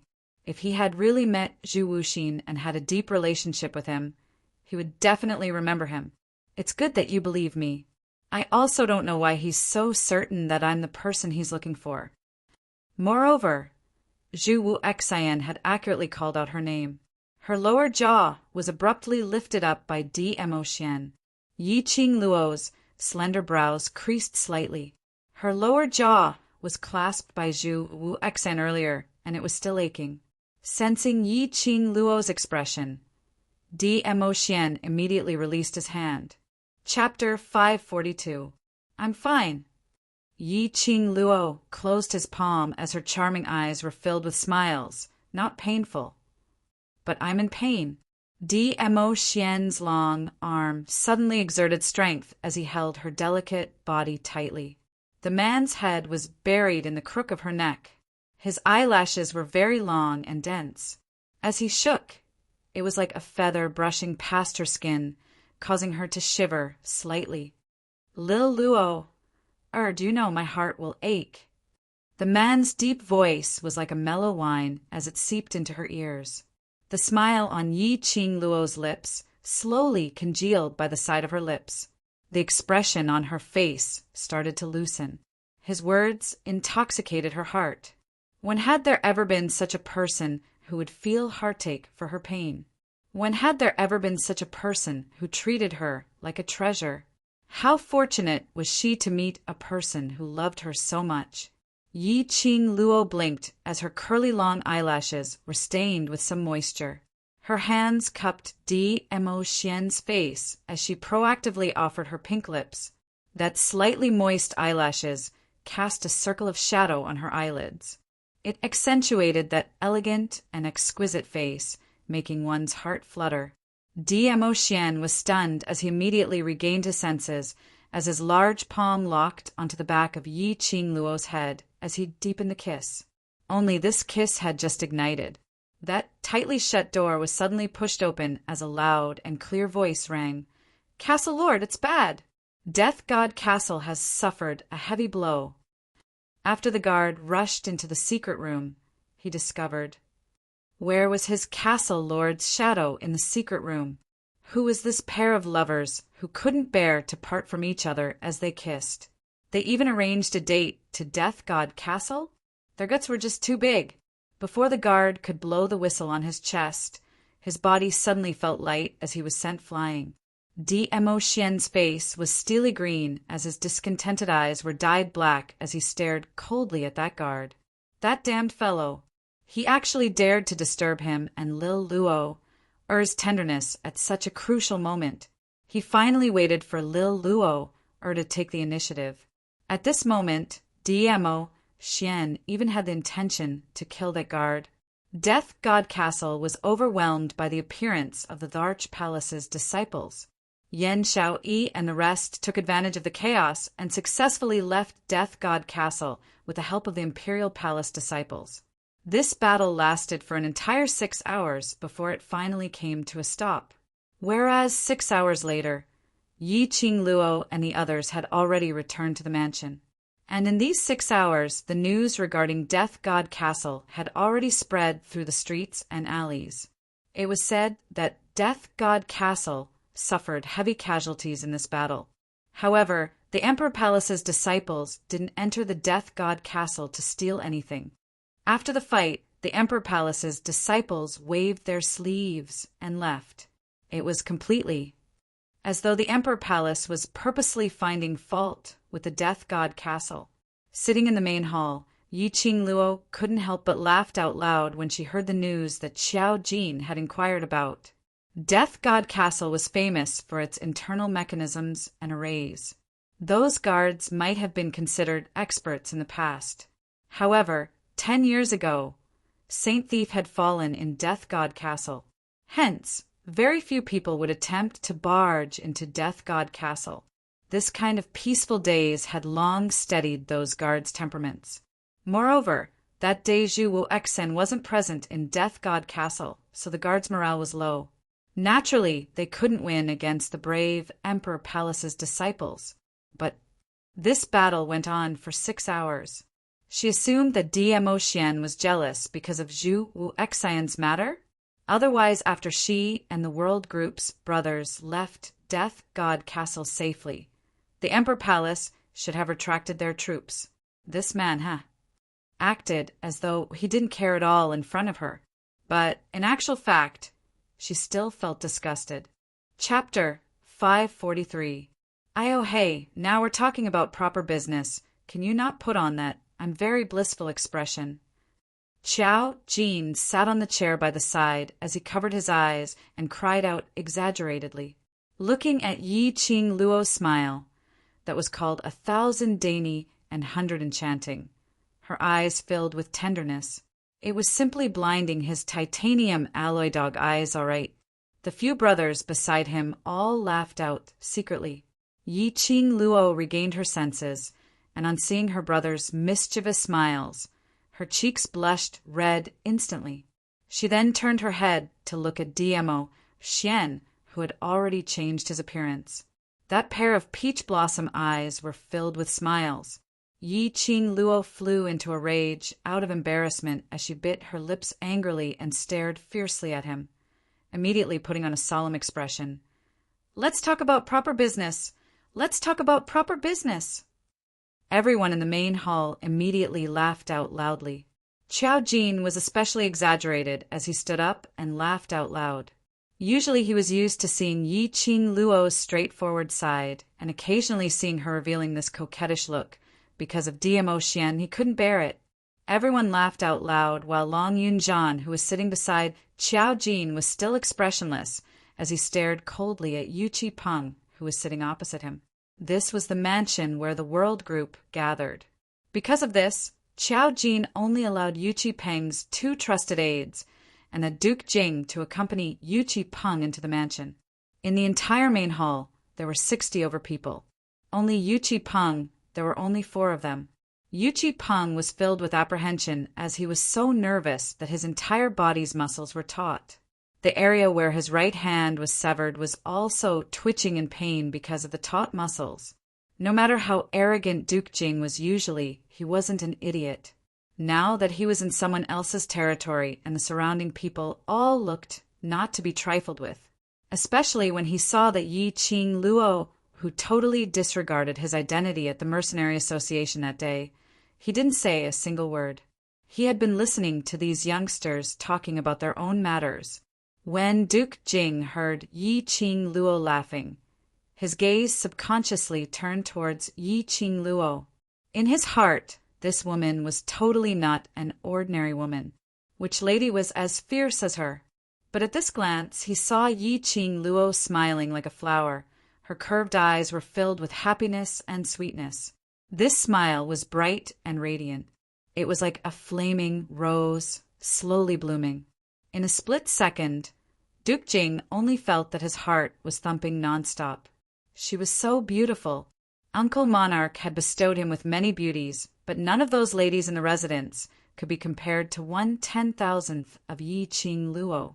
He recalled her domineering and awe-inspiring appearance that day at the Mercenary Guild. Suddenly, he felt that only such a woman was worthy of his distinguished status. Duke Jing! A stern voice rang in his ears. Duke Jing suddenly raised his head and saw a pair of icy cold eyes. His eyes were different from ordinary people. It was a pair of azure eyes that were as blue as the sea and sky, and they were suffused with a piercingly cold light. It was as if she could see through his soul from the bottom of his eyes. Duke Jing shuddered as he stood up. Here, I am here. This interlude made everyone's gazes in the main hall gather onto Duke Jing. Duke Jing felt a chill down his spine as his head was filled with cold sweat. What's wrong? He spoke, his voice trembling. This, the World Group's group leader's gaze, was simply too icy cold. As though he had seen through his thoughts towards Yi Qing Luo. Duke Jing hated this feeling. Chapter 544. Eldest young Master Yuchi said that he would make a deal with the dark forces, and you're the one who introduced him. Yi Qing Luo casted a glance at him as she spoke out calmly. Dark forces? When Duke Jing heard that, his expression instantly turned flustered as he subconsciously turned around and wanted to leave. The youngsters who were standing at the entrance all stood up one by one, forming a meat wall. These youngsters' faces were still slightly immature, but that imposing manner pressured Duke Jing so much that he retreated a few steps. Tell me, how did you get in touch with the dark forces? Why did you make me make a deal with the dark forces? Yuchi Peng saw the atmosphere turning stiff as he bore with the intense pain in his wrist as he turned his head and stared at Duke Jing. The reason why he ended up with an ending where his right hand was chopped off was all because of Duke Jing. If it wasn't for Duke Jing who pulled him along to make some soul deal with the dark forces, he wouldn't have been swallowed so badly. If it wasn't for the fact that he met Yi Qing Luo by now, he would have turned into a dried corpse which had been swallowed by the dark forces. Because of this, when Yi Qing Luo and Xiao Jin interrogated him about the dark forces, he didn't hesitate to say out Duke Jing's name. Yi Qing Luo saved Yuchi Peng and brought the Iron Blood Warriors out from Death God Castle. The motive was to find out the news about the dark forces from his mouth. She wondered if it was her misperception. Somehow she felt that. The dark forces' target seemed to be her. Around her, there were more and more people who made deals with the dark forces. Yuchi Peng, you promised this Duke that you will not betray me. Duke Jing's face was steely green as he returned to his own seat under the coercion of the bunch of youngsters. Yuchi Peng gave a cold harumph. You also swore that it's just a deal and that it wouldn't affect my life. Do you know that I was almost swallowed by this strange energy today? No, impossible. Duke Jing's eyes widened. That's something which can borrow your energy. How could it be swallowed?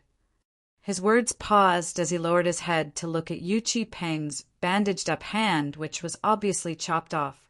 His body started to tremble uncontrollably. No wonder those cultivators who came back alive from Death God Castle carried him on their shoulders, all the way to this huge mansion. On the way, he also heard about the matter of Yuchi Peng's hand being chopped off. Those profound practitioners spoke very vaguely. Duke Jing roughly understood that it was Yuchi Peng's huge axe which was attached by the black qi and almost swallowed Yuchi Peng, whereas Yi Qing Luo used her fan to chop off Yuchi Peng's hand before she managed to escape from that huge axe's devouring. Then, Duke Jing, how did you get in touch with the dark forces, And how did you make the deal with them?" Looking at Duke Jing's expression, Yi Qing Luo knew that he understood what had happened as her lips curled into a smile, which didn't look like a smile. This smile was different from the radiant smile just now. Duke Jing's entire body turned icy cold as he felt goosebumps all over as his heart was filled with fear. When he raised his eyes to look at Yi Qing Luo, her half-squinted eyes reflected a sharp glint, as though it had pierced into his chest. Duke Jing's but fell onto the chair. This king also doesn't know. Yi Qing Luo raised her brows as her smile gradually turned cold. This king really doesn't know. This king has never made a deal with the dark forces before. Duke Jing hugged his head as he shook his head furiously. This king only heard that the dark forces' energy can raise one's power. As long as you give enough souls, the dark forces will help you to fulfill all your wishes. Chapter 545. As the old general's son, Duke Jing was later brought back to the palace by the monarch and was pampered endlessly. Although under the doting of the monarch, this general's son had become completely useless. But the bloodline of a general was still the bloodline of a general. Duke Jing assumed that, since he was the general's son, he should have the same lofty sentiments as his father, especially after hearing the evaluation of him from the people outside the palace when he was visiting women. Duke Jing wanted to make a name for himself even more, to prove that he wasn't a mediocre person, to fiercely slap those people's faces. It was also at this time that he met Yu Qi-peng. After getting to know Yu Qi-peng, he was infected by Yu Qi-peng's lofty sentiments and persistence towards his dreams. He wholeheartedly treated Yu Qi-peng as his own brother. Yu Qi-peng also chatted happily with him. He thought that Yu Qi-peng was talented, brave, and intelligent. Even if he did not have the title of prince, he would still be able to become an overlord. The two of them hit it off immediately. He wanted to form a mercenary group together. Yu Qi-peng was the leader and was in charge of everything on the surface, whereas Duke Jing was in charge of the mercenary group's internal affairs, which was to be a money tree. Seeing the Iron Blood warriors getting stronger and stronger, Duke Jing seemed to be able to see himself standing at the highest level of the mercenary group, with a wave of his arm and tens of thousands of people responding to him. The hot blood in his heart was ignited by Yu Qi-peng. He kept urging Yu Qi-peng to establish a mercenary guild.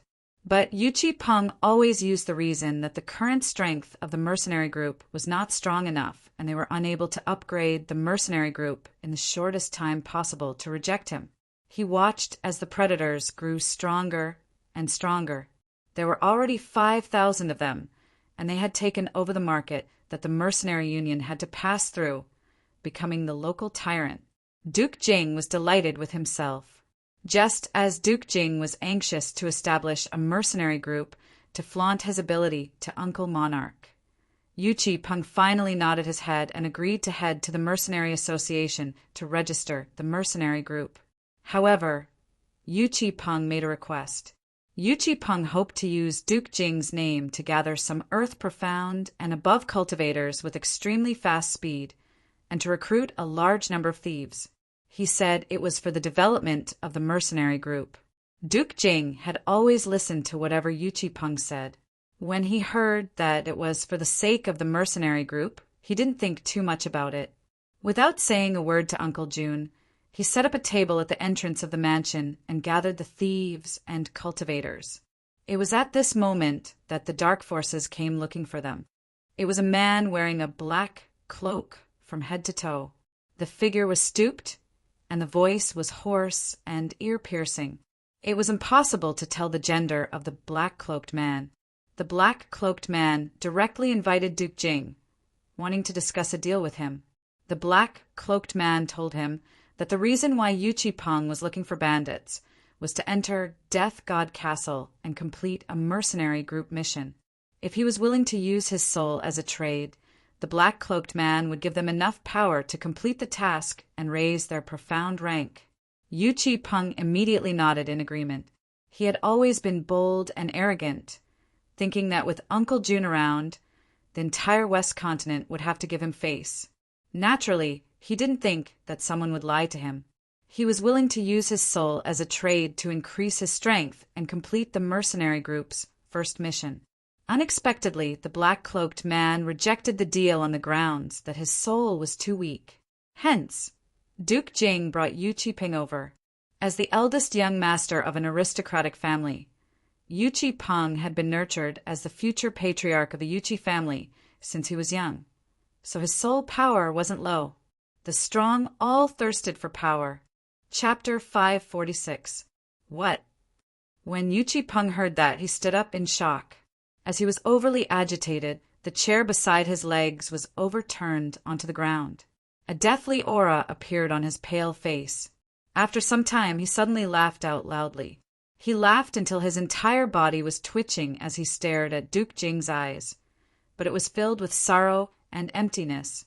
Yi Qing Luo frowned slightly, but didn't interrupt Yu Qipeng's crazy laughter, until Yu Qipeng couldn't catch his breath from laughing so hard as he couldn't stop coughing. He coughed as his legs were unstable as he fell onto the ground. He didn't get up as he just laid on the ground with his 4 limbs spread out. Yi Qing Luo poured a cup of tea as she slowly got up and walked to his side, passing the water to him. Yu Qipeng, who was lying on the ground, didn't bother about the cup in front of him. His gaze was still empty as his lips curled into a smile. Do you know, the one who told me that the Mercenary Association would issue this high-grade rare mission that day was someone from the Dark Forces. When he said that, the entire hall fell into a dead silence. The cup in Yi Qing Luo's hand shook as she frowned and speedily placed the cup aside as she grabbed Yu Qipeng's collar. What did you say? Black-cloaked man, stooped figure, ear-piercing voice, unable to differentiate gender. Word by word, he repeated what Duke Jing had said earlier. Following that, his pale lips trembled. It's this black-cloaked man who told me that the Mercenary Association would issue a mission to head to Death God Castle to steal the exquisite pagoda, and Duke Jing would help me to complete the mission safely. Didn't Duke Jing bring you to do a deal with the Dark Forces? Haven't you seen the black-cloaked man? Yi Qing Luo's brows creased suspiciously. Earlier Yu Qipeng's performance was that he totally didn't know what the Dark Forces were. Moreover, Yu Qipeng was the future patriarch of the Yuqi family. If he had seen the black-cloaked man and told him about this mission, why would he sign a soul deal with the black-cloaked man through Duke Jing? Based on Yu Qipeng's intelligence, he naturally knew that something was amiss. No, Yu Qipeng's left hand's fingers clenched tightly into a fist. The smile on his face slowly turned into pain. The thirst for power had blinded his eyes. It was also because he was too confident, believing in his own ability and also believing that under his influence, Duke Jing wouldn't have the guts to lie to him. He had never seen the so-called Dark Force emissary. Everything was done through Duke Jing. Everyone fell silent. Yu Qipeng was directly brought over from Death God Castle. After that, he asked the Iron Blood Warriors to bring Duke Jing to exchange for Yu Qipeng. The two of them had no chance to collude in advance. After all, Yu Qipeng had always believed in the Dark Force's energy, and had always believed that as long as the Dark Force's energy was attached to him, not to mention one Yi Qing Luo, even if 10 of them came, he wasn't afraid at all. Furthermore, Yu Qipeng's appearance did not seem to be faking it. When the words of these two people were combined, it was a huge conspiracy. Yi Qing Luo squinted her eyes as she stared at Yu Qipeng, whose face was ashen as she raised her voice. Jinzi, arrange a few brothers to send eldest young Master Yuqi and Duke Jing back to the Iron Blood Warriors first. After Yu Qipeng and Duke Jing were sent away, Long Yunjan's dull azure blue eyes looked towards Yi Qing Luo. This Dark Force's motive is directed at you? Yi Qing Luo returned to her own seat and sat down as she nodded her head with a grave expression. I also have this feeling. Linking Yu Qipeng and Duke Jing's words together, it was obvious that there was a pair of invisible hands behind the scenes, pushing the development of the plan.